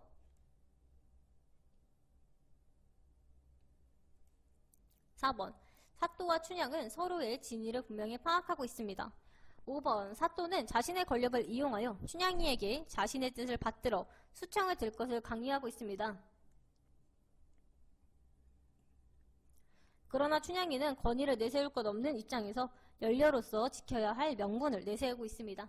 따라서 바르게 파악한 거 바로 3번이라고 볼 수 있습니다.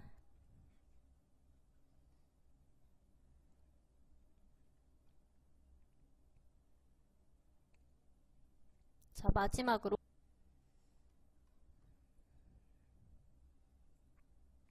19번 풀어봅시다.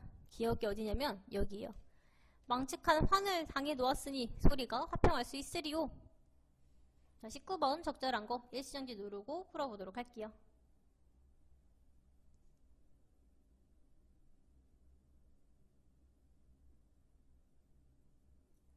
자, 여러분 우리 19번 같이 볼게요. 우리 19번에 적절한 거 바로 2번이죠. 우리 기억은 편집자적 논평, 서술자 개입이 드러나는데 2번에 어찌하니 명간인가 에서도 서술자 개입이 드러납니다. 자, 나머지 적절하지 않은 이유는 1번 잔치가 이뤄지고 있는 상황을 드러내고 있긴 하지만 서술자 개입이 드러나지 않고요.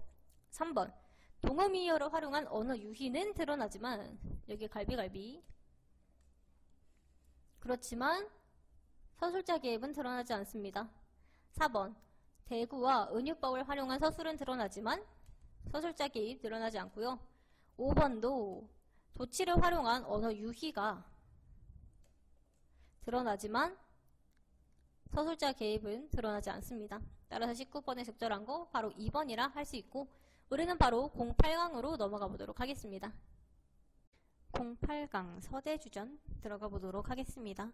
자, 여러분 서대주전은 여러분들이 소동지전이라는 것을 알고 있다면 좀 더 쉽게 내용을 파악할 수 있을 텐데 서대주전과 서동지전은 등장인물이 유사하게 드러나요.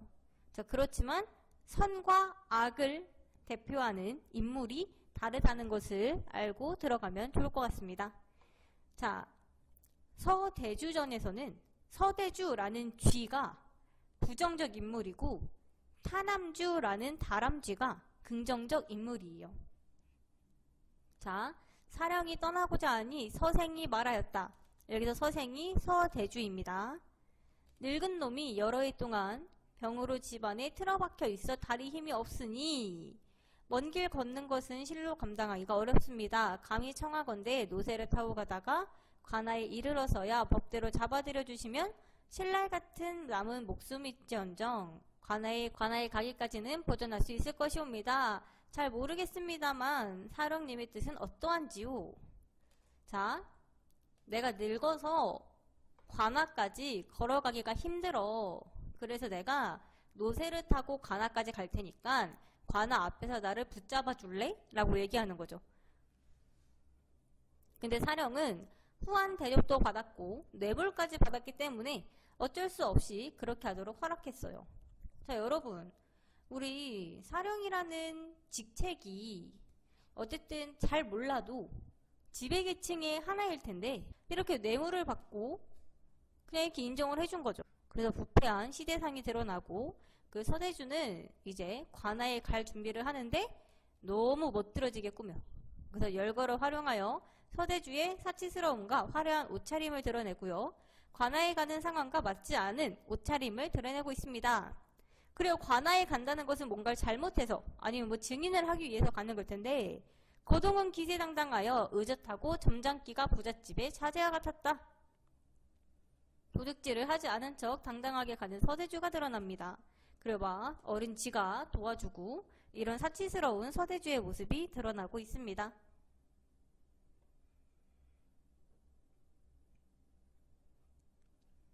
그 서센이 관아 앞까지 오자 사령이 이를 결박하여 끌고 가죠. 그리고 여기 이런데 서대주를 잡아가는데 발이 땅에 닿지 않고요. 그리고 머리칼이 막 넋을 잃고 달달 떨고 있는데 뾰족한 입이 오물거리고 두 귀가 발쪽거리며 두 눈이 깜짝거리는 것이 죽은 것도 같고 산 것도 같았다. 외형을 묘사하여서 인물이 느끼는 두려움을 드러내고 있습니다. 그래서 일단 내일 신문하자 해서 카르시어 하옥을 하는데 자, 사령이 데리고 가서 옥조를 넘겨주자 옥졸이 돈 내라고 괴롭히니 서대주가 돈을 줘요. 그랬더니 옥졸들이 마치 부리는 하인처럼 돌봐주니 자, 여러분, 뇌물을 받은 관리들을 풍자하고 있고요. 돈이라도 많으면 존귀해진다고 할 수 있는 것이었다. 자, 이런 부분들을 통해서 황금만능주의, 당시의 시대상이 드러납니다. 그래서 오히려 죄인으로 온 서대주가 그 옥졸들한테 대우를 받는 모습을 보며 보는 자가 배를 움켜잡고 웃지 않는 사람이 없었다. 분위기가 드러나고 있습니다. 자, 그래서 그 다음날 아침 서대주와 타남주를 잡아들이는데요. 자, 서대주전에서는 타남주가 열심히 모아놓은 알밤을 서대주가 진짜 훔쳐가요. 그 서대주가 나쁜 놈인데 얘가 관리들한테 돈을 먹여서 뇌물을 줘서 자기는 무죄로 판결이 나고 타남주가 오히려 벌을 받게 돼요. 근데 여러분들이 헷갈리면 안 되는 게 이와 유사한 소설로 서동지전이라는 게 있는데 서동지전에서는 타남주가 거짓말로 서대주를 범인으로 몰아요. 그 서대주는 원래 너그러운 인물인데 자기의 무죄가 밝혀진 다음에도 타남주를 용서하는 아주 긍정적인 인물로 그려집니다. 그 여러분들이 서대주전과 서동지전을 헷갈리고 있으면 안 돼요. 자, 거기서 고소장에 근거하여 원님이 크게 꾸짖는데 자, 남해 붉은 날 하룻밤 사이에 모두 훔쳐갔다는데 자, 이게 바로 타남주가 고소한 내용이죠. 그 중략 부분 줄거리 보면 서대주는 자신이 지은 죄가 드러날까 속으로 벌벌 떨렸으나 서대주가 진짜로 도둑질을 했음을 알 수 있는 거죠. 그러면서 겉으로는 태어난 척해요.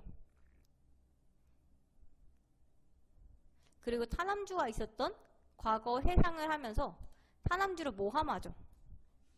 그 타남주가 자신을 고소한 배경을 거짓으로 꾸며서 모함하고 타남주가 나쁜 놈이다 라고 지금 얘기하는 거예요. 그리고 서대주 자신은 원래 공운이 있는 가문의 후손으로 이런 상황이 너무 부끄럽다. 나 진짜 죽고 싶다. 이런 식으로 결백을 주장하고 있는 거예요. 자, 이런 뾰족한 입 오물거리고 두 귀가 발쪽 이런 건 지외 외형을 반영해 인물을 형상하는 거고요. 자, 이렇게 보니까 보는 자가 더할 나위 없이 애처롭고 불쌍하다고 할 만한 것이었다. 편집자 즉 논평이 드러나죠. 자, 원님이 들어보니까 사리에 꼭 들어맞고 형세가 본디부터 그러하여 죄를 주기도 어려워. 그래서 서대주를 무죄 판결, 타남주는 거짓 승소를 한 죄로 벌을 줍니다. 근데 여러분, 원님도 지금 객관적으로 옳은 판결을 하지 못하는 무능한 관리에 속하는 거죠.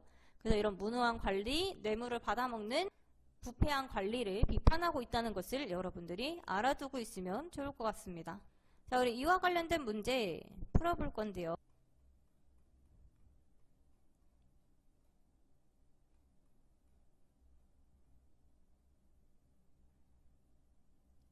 우리 14번, 16번 풀어볼게요. 우리 14번 A의 상황이 어디냐면 여기에요. 오히려 타남주가 죄를 받는 부분이에요. 자, 우리 14번부터 일시정지 누르고 풀어보도록 할게요.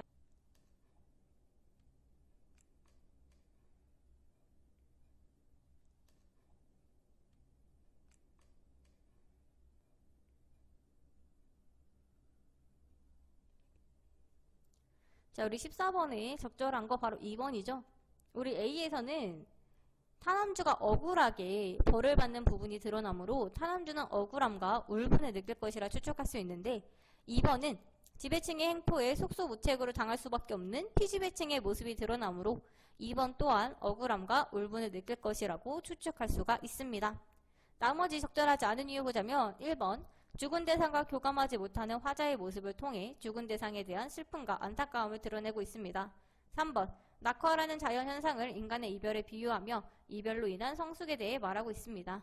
4번 여승의 비극적 삶이 드러나고 있고 5번 잃어버린 것을 찾기 위해 길을 나서는 화자의 모습이 드러나고 있습니다.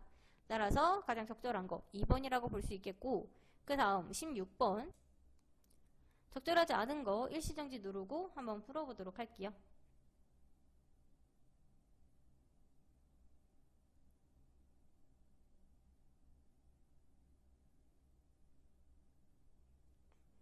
자, 우리 16번 같이 볼게요. 16번에 적절하지 않은 거 바로 3번입니다. 원님은 서대주의 말을 듣고 말마다 사리에 꼭 들어맞고 형세가 번디부터 그러하여 죄를 주기도 어렵다는 것을 근거로 서대주를 풀어주게 됩니다. 따라서 원님이 객관적으로 서대주와 타남주의 주장을 살피는 모습은 드러나지 않습니다. 나머지 적절한 이유 보자면 1번 윗글에서는 피해자인 타남주가 벌을 받는 부조리한 상황을 설정하여 올바른 판결이 내려지지 않던 당시의 모순을 드러내고 있으므로 적절하게 됩니다. 2번 서대주나 서대주에게 뇌물을 받고 잘해주는 인물들의 행동을 통해 독자에게 올바른 처신을 당부하고 있다고 볼 수 있습니다.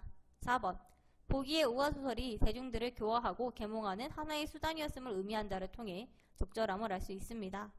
5번 서대주, 원님, 옥졸, 타남주 등의 다양한 인물을 통해 다양한 인물군상의 모습을 보여주고 있으므로 적절하게 됩니다. 따라서 16번에 적절하지 않은 거 바로 3번이라고 볼 수 있겠고 우리 마지막으로 17번 문제 가이드라는 말하기 방식 가는 여기요. 서대주가 자신의 억울함을 얘기하는 부분이에요. 여러분들이 한번 확인을 해주시고 17번 일시정지 누르고 풀어보도록 할게요.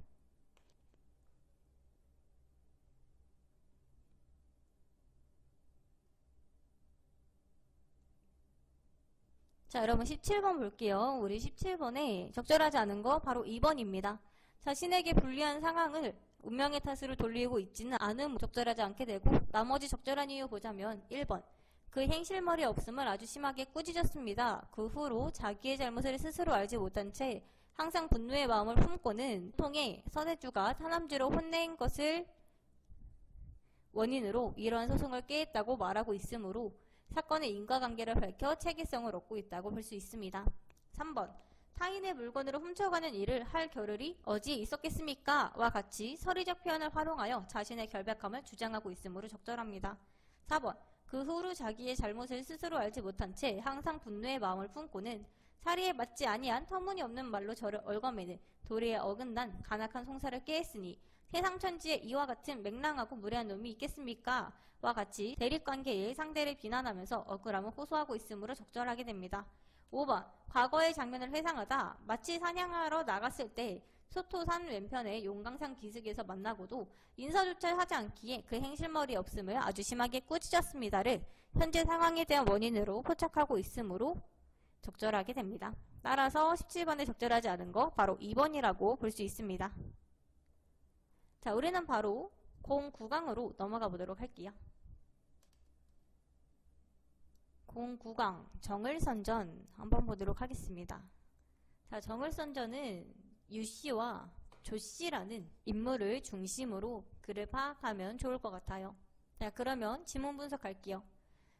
기운이 세진하여 죽기에 임하였더니 문득 해산하니 여러 날 굶은 산모가 어찌 살기를 바라리요. 자, 여러 날 굶은 산모가 유씨이자 유부인, 충렬부인입니다. 그 정신을 수습하고 태어난 아이를 보니 곧 남자아이예요. 방명한 채로 금섬이 죽고 월매 또한 죽기에 이르렀으니 어찌 참혹하지 아니하리요.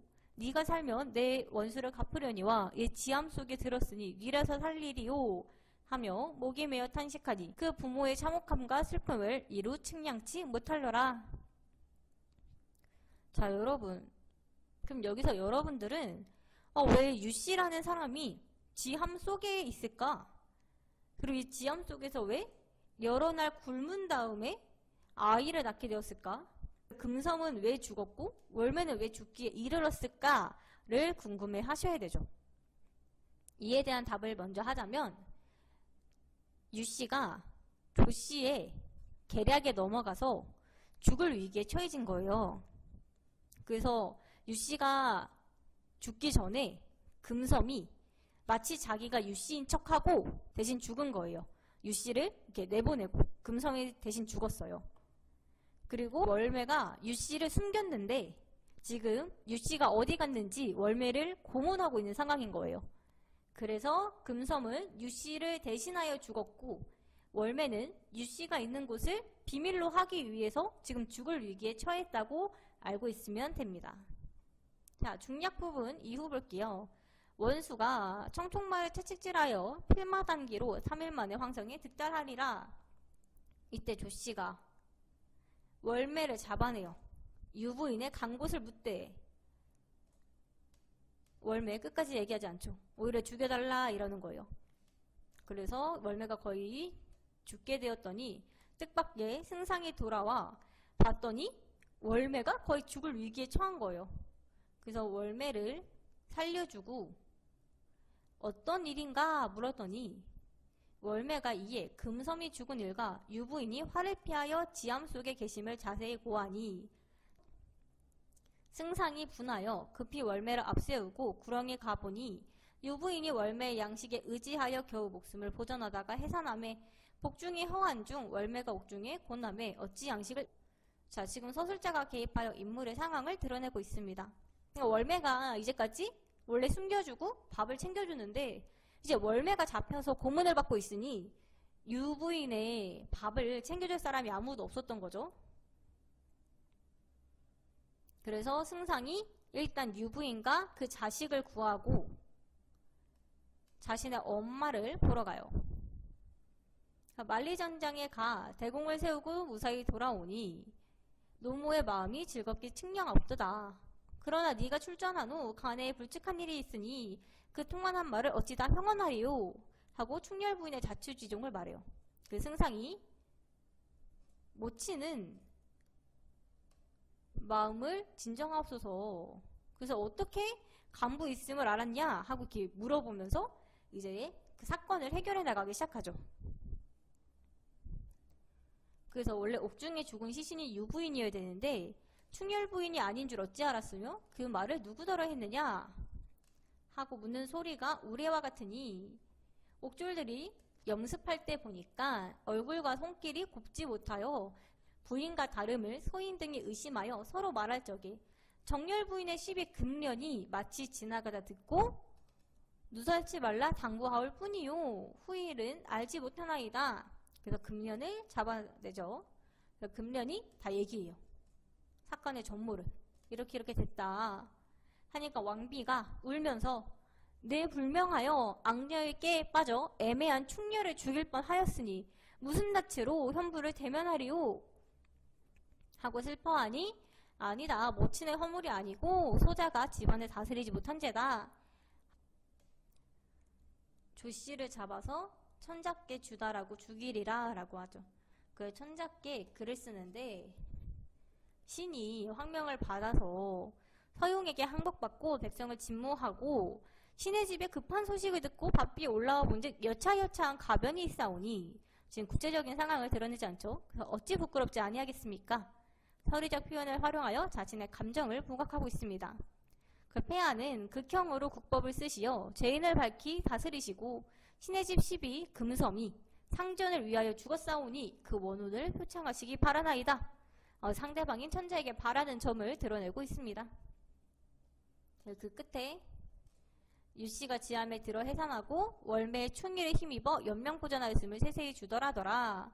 그 상이 본 후에 대경하사 아니 어떻게 이런 일이 있냐. 그래서 천자는 처음에 조씨를 참수시키자라고 하는데 여러 신하들이 그래도 조왕의 딸이요 승상의 부인이니 차라리 사약을 마시게 하자라고 해서 사약을 내리게 됩니다. 그리고 금성과 월매는 고금이 없는 충빈이 충렬문을 세워 후세의 이름이 나타나게 하라 라고 치하를 해주죠. 그래서 조씨를 수제하고 사약한 후 금년은 머리를 베고 그리고 금섬은 예로서 장례하고 월매는 금성과 같이 하여 충렬 부인 집안에 일좌 대가를 세우고 노비전답을 후히 주어 일생을 평케 제도하니라. 자, 건성징악의 주제가 드러나고 있습니다. 자, 이와 관련된 문제 풀어보도록 할게요.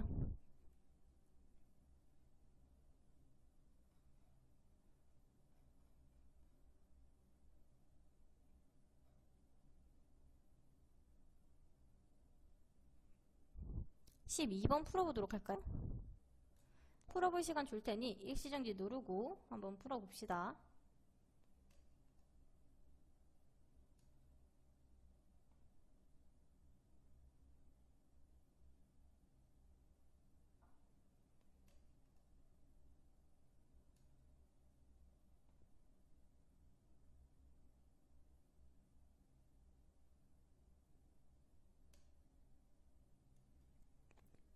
자, 우리 12번 같이 볼게요. 우리 12번에 적절한 거 바로 4번입니다. 일단 기역, 니은, 디귿은 한 번에 볼게요. 월매는 충렬 부인을 지함에 숨을 수 있게 하고 죽음을 무릅쓰고 충렬 부인의 위치를 말하지 않는 인물이며 금섬은 충렬 부인을 대신해 죽은 인물이므로 둘 다 조력자라고 볼 수 있습니다.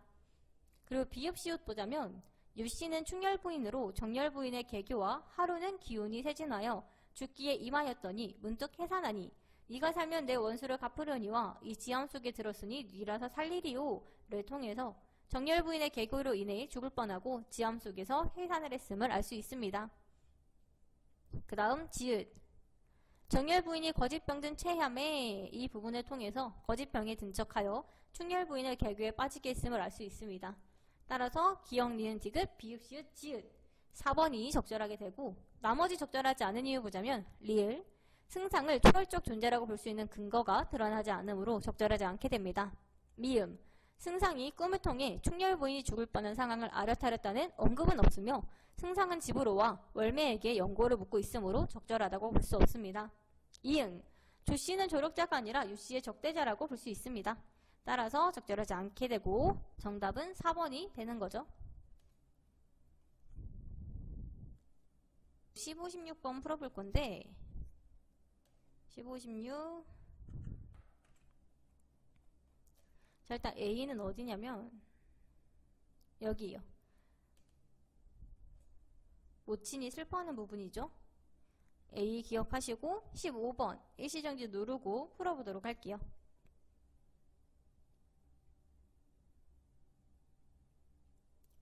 자, 우리 15번 볼게요. 우리 15번 A에서는 충렬을 억울하게 죽일 뻔했다는 점에서 느끼는 왕비의 충격과 슬픔이 드러나고 있습니다. 4번은 이별한 임에 대한 그리움과 슬픔을 느끼고 있으므로 A에 나타난 인물의 심리와 가장 가깝다고 볼 수 있습니다. 나머지 적절하지 않은 이유 보자면 1번 세월도 잊은 채 자연과 함께 지내는 경지가 드러나므로 적절하지 않고요.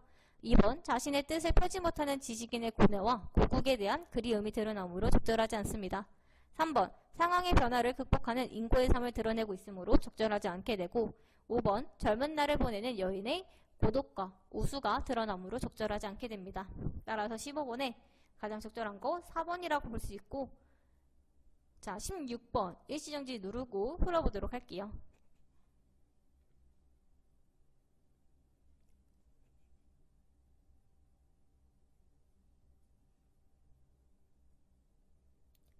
자 여러분 16번 같이 볼게요. 우리 16번에 적절한 거 바로 2번이죠. 우리 가는 자신에 대한 어떤 말이 있어도 님이 생각하여 판단해주기를, 자신을 믿어주기를 바라는 작품입니다.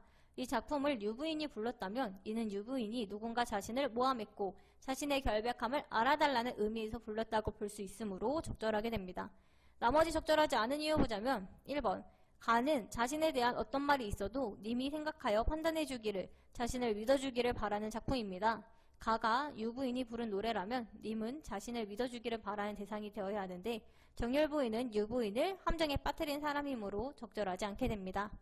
3번 가의 화자는 자신의 억울함을 우의적으로 토로하고 있으나 월매가 자신의 억울함을 직설적으로 말하고 있는 부분은 드러나지 않으므로 적절하지 않게 됩니다. 4번 나는 정열부인이 충열부인을 함정에 빠뜨리기 위해 사용한 유비적 가치를 담고 있다고 볼 수 있습니다. 5번 나가 만약 승상이 부른 노래라고 해도 승상이 충렬부인을 책망하고 있다는 것은 적절하다고 볼 수 없습니다. 따라서 가장 적절한 거 2번이라고 할 수 있겠고요. 우리는 바로 10강으로 넘어가도록 하겠습니다. 자 여러분 10강 삼성기는 여러분들한테 익숙한 작품도 아니고 사실 말 자체가 조금 어려워요. 그 여러분들이 삼성기의 내용은 꼼꼼하게 꼭 공부를 해놔야 한다는 것을 알아주면 좋을 것 같습니다. 자 우리 같이 볼게요. 일단 홍도하랑 류지연이라는 두 낭자가 있는데 얘네가 이 이생을 보고 얘랑 결혼이 하고 싶은 거예요. 근데 이생은 여자한테 관심을 주지 않고 공부만 하는 사람이야. 그래서 이 두 명이 남장을 해서 이생을 산에 오르게 한 다음에 그 산에서 홍도화와 유지연이 갑자기 나타나서 이렇게 셋이서 즐거움을 느끼게 되는 거죠. 그리고 이생한테 자신들의 잘못을 밝히는 부분입니다. 그래서 좀 보자면 자, 두 낭자가 술을 권할 때 벽도 낭자왈 오늘 즐거움이 두 문생을 데리고 경악강론을 하시는 것과 어떠하시니 있고 두 문생도 홍류예요. 홍류 두 문생. 왜냐면 얘네 둘이 남장한 거예요. 문생인 척한 거예요. 얘네가. 이생이랑 결혼하려고. 그 이생이 여기 너네랑 노는 게 정말 재밌다 하면서 만족감을 표출하죠. 그리고 또 물어보기를 두 문생의 오나정다움이 저희 두 첩과 어떠하니 있고 그러니까 차이가 없을 듯 하여이다. 그리고 또 물어봐요. 낭군이 항상 허황된 일을 믿지 아니하시거니와 만일 홍류 두 문생이 일조에 남화위녀하여 평생을 모신다 하오면 낭군은 어찌하시리 있고 두 낭자가 남장을 하고 두 문생이 된 것이기 때문에 이런 질문을 하는 거죠. 그랬더니 이생이 그럴 이치가 없으나 두 문생은 나의 직이지우라. 평생을 함께 지내기로 서로 약속하여 잠시 이별을 하였더니 만일 범절과 같은 모양이 그러한 여자가 있으면 어찌 아름답지 아니하리오. 그러나 낭자가 속객을 대하여 조롱이 심하도다. 자 지금 전혀 눈치를 못 채고 있는 이생의 모습이 드러나죠. 이생이 본명이 이춘풍이에요. 여러분들 약간 이춘풍전이랑 연계될 수 있겠죠. 자 그랬더니 이 두 낭자가 이제 사과를 하죠. 100년을 함께 사는 일이 지중하여 우리가 죄를 지었다. 1월 같은 군자의 안강으로 어찌 몰라 받겠느냐. 그냥 우리를 용서한 것이다. 이게 못 알아봤다고 조롱하는 게 아니라 그러니까 넌 알아봤을 텐데 우리가 불쌍해서 용서하신 거죠? 라고 얘기한 거예요. 그래서 자기의 잘못을 이렇게 얘기하고 앞으로 우리의 사생 영역은 서방님께 달렸다. 강과 바다와 같은 은혜를 바라나이다. 이러면서 사과를 하고 있습니다. 자, 이생. 진짜 꿈에도 몰랐어. 그 청파의 정신이 어지러워 꿈인지 생시인지 깨닫지 못하다가 한참 후에 왈. 100년을 함께 사는 일이 지중하여 우리가 죄를 지었다. 1월 같은 군자의 안강으로 어찌 몰라 받겠느냐. 그냥 우리를 용서한 것이다. 이게 못 알아봤다고 조롱하는 게 아니라 그러니까 넌 알아봤을 텐데 우리가 불쌍해서 용서하신 거죠? 라고 얘기한 거예요. 그래서 자기의 잘못을 이렇게 얘기하고 앞으로 우리의 사생 영역은 서방님께 달렸다. 강과 바다와 같은 은혜를 바라나이다. 이러면서 사과를 하고 있습니다. 자, 이생. 진짜 꿈에도 몰랐어. 그 청파의 정신이 어지러워 꿈인지 생시인지 깨닫지 못하다가 맞아, 맹랑하여 믿지 못하겠으니 자세히 해명하라. 분명 홍도 낭자 만날 때에는 홍생이 성천에 간 자취가 분명하고 이번은 유생이 안주에 간 일이 확신하거늘 어찌 그러하리오. 지금 이춘풍은 믿지 못하고 있는 거죠. 그 두 낭자가 조그만 천첩들이 하늘이 내신 대군자를 기망하올 때 무슨 꾀를 아니 쓰리 있고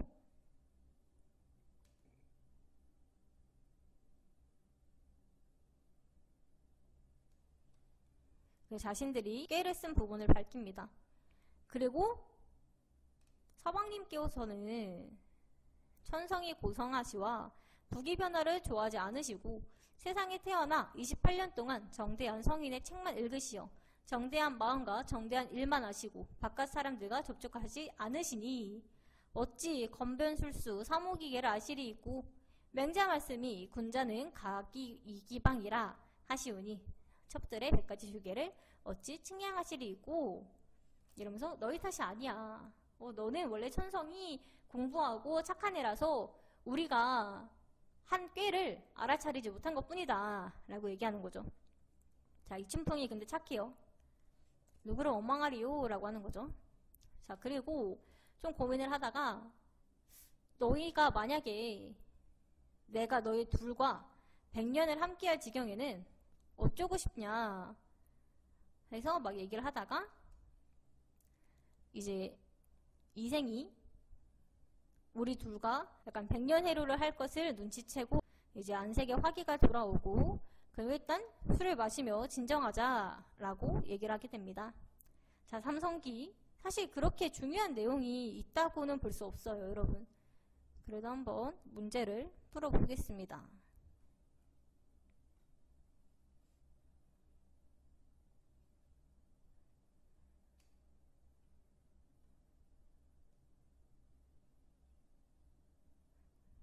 이거는 90, 11번 바로 풀어볼게요. 잠시만요.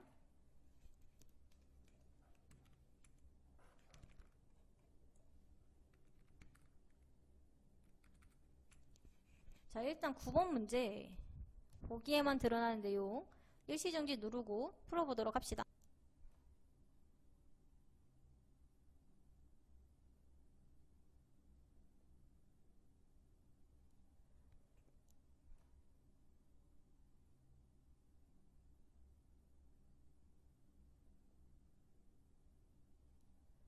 자, 우리 9번 보자면 정답은 1번이죠.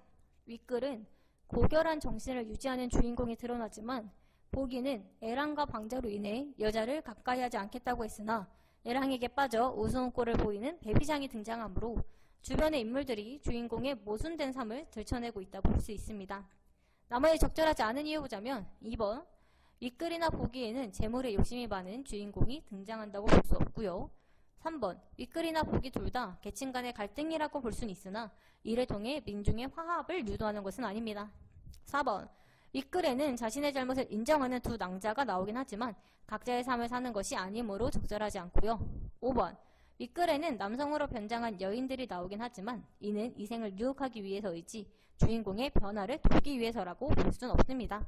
따라서 적절한 거 바로 1번이고요. 자, 기억의 상황, 기억이 어디냐면 여기에요. 이생이 청파의 정신이 어지러워 꿈인지 생시인지 깨닫지 못하다가 자, 일시정지 누르고 10번 문제 풀어보도록 합시다.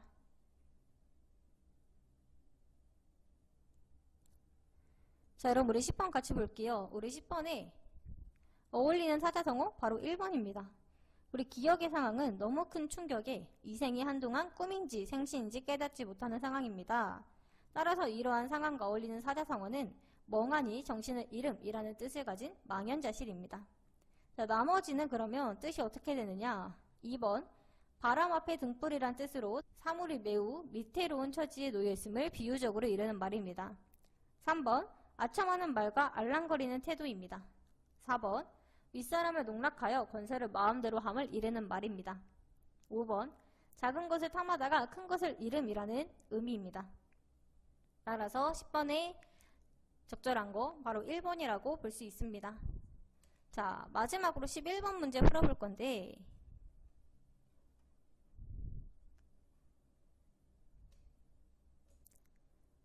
자, 11번 일시정지 누르고 풀어보도록 할게요.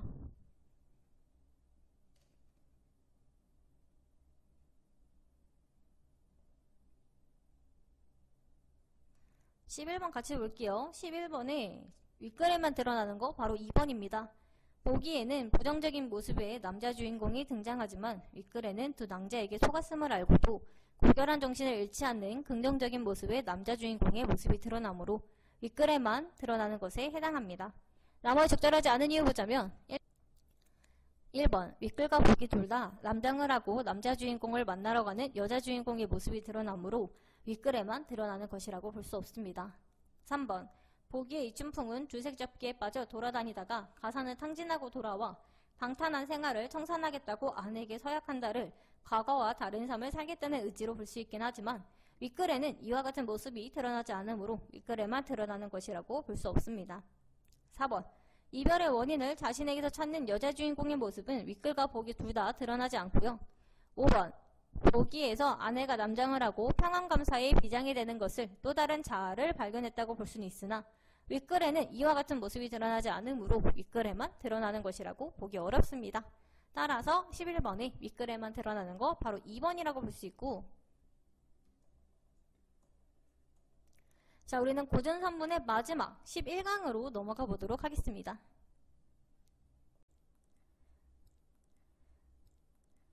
고전산문의 마지막 송경운전 보도록 하겠습니다. 자, 무신자는 이렇게 말한다. 무심자는 이 글의 작가인 이기발의 호입니다. 조선 후기의 문신으로 병자호란 때 근황병을 모집하여 서울에 진격했으나 화약이 성립되어 전주로 돌아가 사후 도승지가 추증되고 있습니다. 그 전지적 서술자와 1인칭 서술자가 혼용되어 있다는 특징을 여러분들이 잘 기억하고 있으면 좋을 것 같습니다. 그 예전에 있었던 일이다. 나는 하고 이제 나가 1인칭 서술자가 되는 거죠. 해진 배옷을 입고 여인말을 타고 노복도 없이 혼자 전주성 서쪽을 따라 얼음 고개를 오르고 있었다. 자, 지금 상대적으로 잘 살지 못하는 나의 모습이 드러납니다. 자, 그때는 봄이고 3월 상순이라 목사꽃과 자득꽃이 온 성 안에 가득 피어 있었다. 저 멀리 어떤 장부 한 사람이 보였다. 자, 이 사람이 송경운인데, 송경운은 대지팡이를 등에 지고 허름하고 짤막한 베옷을 입은 그는 마음껏 노래하며 천천히 걸어가고 있었는데 그 살점과 머리칼이 눈처럼 휘었다. 지금 인물의 외양, 행동을 묘사하고 있습니다. 자, 그의 노래를 들어보니 강호에 기약 두고 10년을 분주하니 그 모르는 백구는 더디 온다 하건만은 성은이 지중하시니 갚고 갈까 하노라. 지금 강호로 돌아가 자연을 즐기고 싶지만 관리의 입장에서 임금의 은혜를 받은 이상 은혜에 보답해야 한다는 정서를 담고 있습니다. 그 내적 갈등이 아닌 조화와 균형의 삶에 대한 추구로 보는 것이 적절합니다. 자, 그게 바로 송경운이었는데, 자, 무심자는 그와 교훈이 있었기에 웃으며 말합니다. 대지팡이를 짚은 건 늙어서일 테고 짤막한 베옷을 걸친 건 가난해서일 테고 그냥 걸어가는 건 말이 없어서일 텐데 그렇게 마음껏 노래하는 건 어째서인가? 자, 지금 송경운의 외양과 행동을 통해 나가 추측한 거죠. 그래서 이런 인물의 행동에 대한 질문을 던지고 있습니다.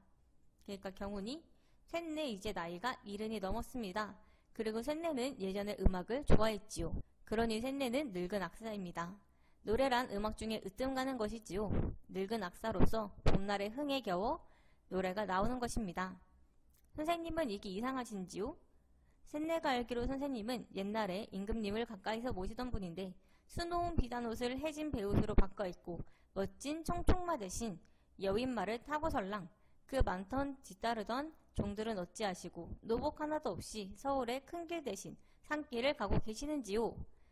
자, 지금 송경운이 나의 과거 모습과 현재 모습을 대비해서 계속 얘기를 해주는 거죠. 그래서 오히려 쇳내는 선생님이 유독 이상해 보입니다. 자, 그러면서 서로 즐겁게 논이면서 한나절을 보냈는데, 자, 송경운은 서울 사람이에요. 그 송경운이 어떤 사람인지 보면 되고요. 그 송경운의 내력과 외양 묘사가 드러나며 송경운에 대한 나의 긍정적 평가가 드러납니다. 자, 그는 타고나길 유독 음유를 잘 알았는데 9살 때 비파를 배웠는데 노력하지 않고도 잘하게 되어 지극한 경지에 이르렀고 12살에는 서울과 그 근방까지 이름이 났다. 비파에 엄청난 재능이 있었네요. 그래서 비파의 재능을 보여주는 송경훈입니다. 자, 그래서 뛰어난 음악적 재능을 가졌다. 그래서 고위 관료를 비롯한 많은 이에게 사랑을 받았던 송경훈의 과거를 여러분들이 한번 봐주면 될 것 같습니다. 그리고 계속 이렇게 송악사를 찾으러 다니는 사람들, 그리고 군가에 불려갔다지 암흑의 상공이 불러갔다는군, 이렇게 인기가 많았어요. 그 온 도당 사람들이 그를 좋아했고 그가 이미 한 군데에 불려가 버리고 나면 남은 자리가 쓸쓸해져 즐거워하는 이가 드물 정도였습니다. 자, 온갖 기회를 잘했고요. 그 송경훈의 이름이 알려진 이유를 이렇게 드러내고 있습니다. 자, 전주는 큰 도예지인데 인물이 많기로는 우리나라에서 제일 가지만 백성들이 살기에는 어려움이 많고 화려한 것을 숭상하지 않는 풍속이 있었기에 전주의 풍속에 대해 얘기해주고 있습니다. 자, 그런데 경훈이 전주에 와서 살고부터는 사람들이 모두 약간 전주에서 사는 거죠. 그래서 누군가가 찾아올 때마다 경훈이 쇳내같이 하찮은 것을 귀하께서 좋게 보아주신 이유는 쇳내의 손에 있을지요. 쇳내 어찌 감히 손을 더디 놀릴 수 있겠으며 쇳내 어찌 감히 마음을 다하지 않을 수 있겠습니까? 하면서 겸손함을 보이는 거죠. 자신의 능력이 그렇게 뛰어남에도 불구하고 오만하게 굴지 않는 송경훈의 모습이 드러납니다. 다들 긍정적으로 평가를 하고 마지막은 송경훈의 예술관을 드러내면서 글이 마무리되고 있습니다. 그래서 우리 송경훈전이라는 건 예술가인 송경훈을 주인공으로 하는 이야기라는 것을 여러분들이 알아두고 있으면 될 것 같습니다.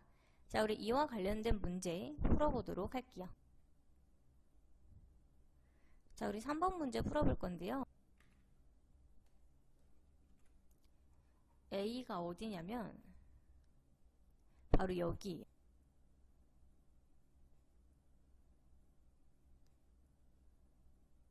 자, A 기억하시고 하자의 정서나 태도가 A와 가장 유사한 거 일시정지 누르고 풀어보도록 합시다.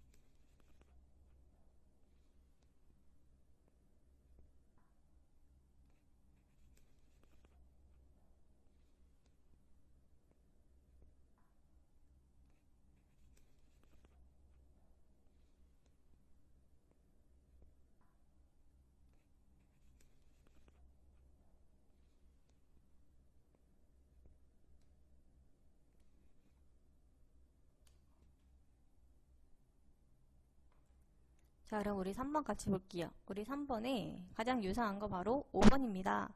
A는 자연의 즐거움을 누리고 싶지만 관리로서 임금의 은혜를 받았으므로 그에 대해 보답해야 한다는 성공후사의 태도를 드러내고 있습니다.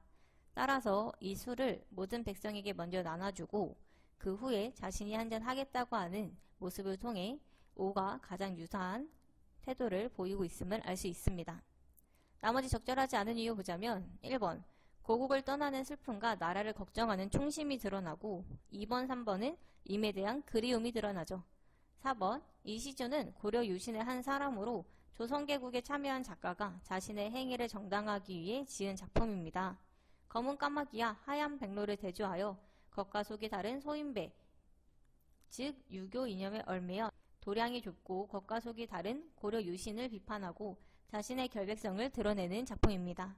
따라서 적절한 거 바로 5번이라 볼 수 있고, 우리는 마지막으로 4번만 풀고 마무리하도록 할게요. B는 바로 여기입니다. 근데 이제 나이가 1인이 넘었습니다 부터 과거랑 대비하는 모습이죠.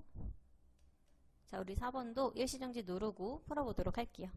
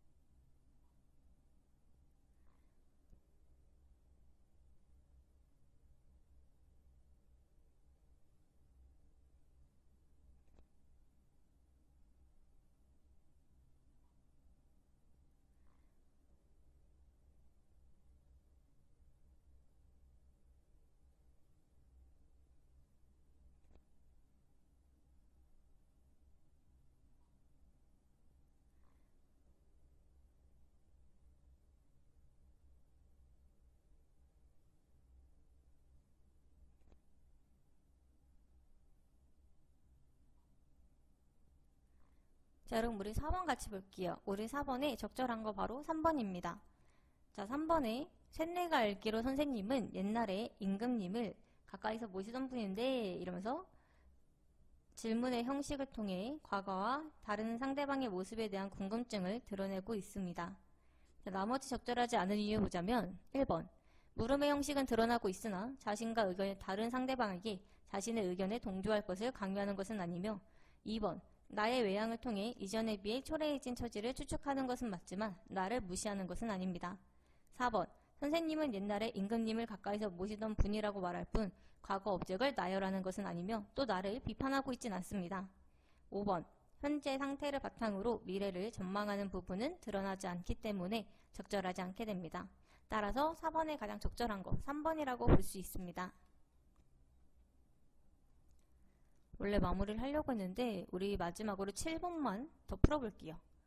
그래서 7번 일시정지 누르고 풀어보도록 합시다.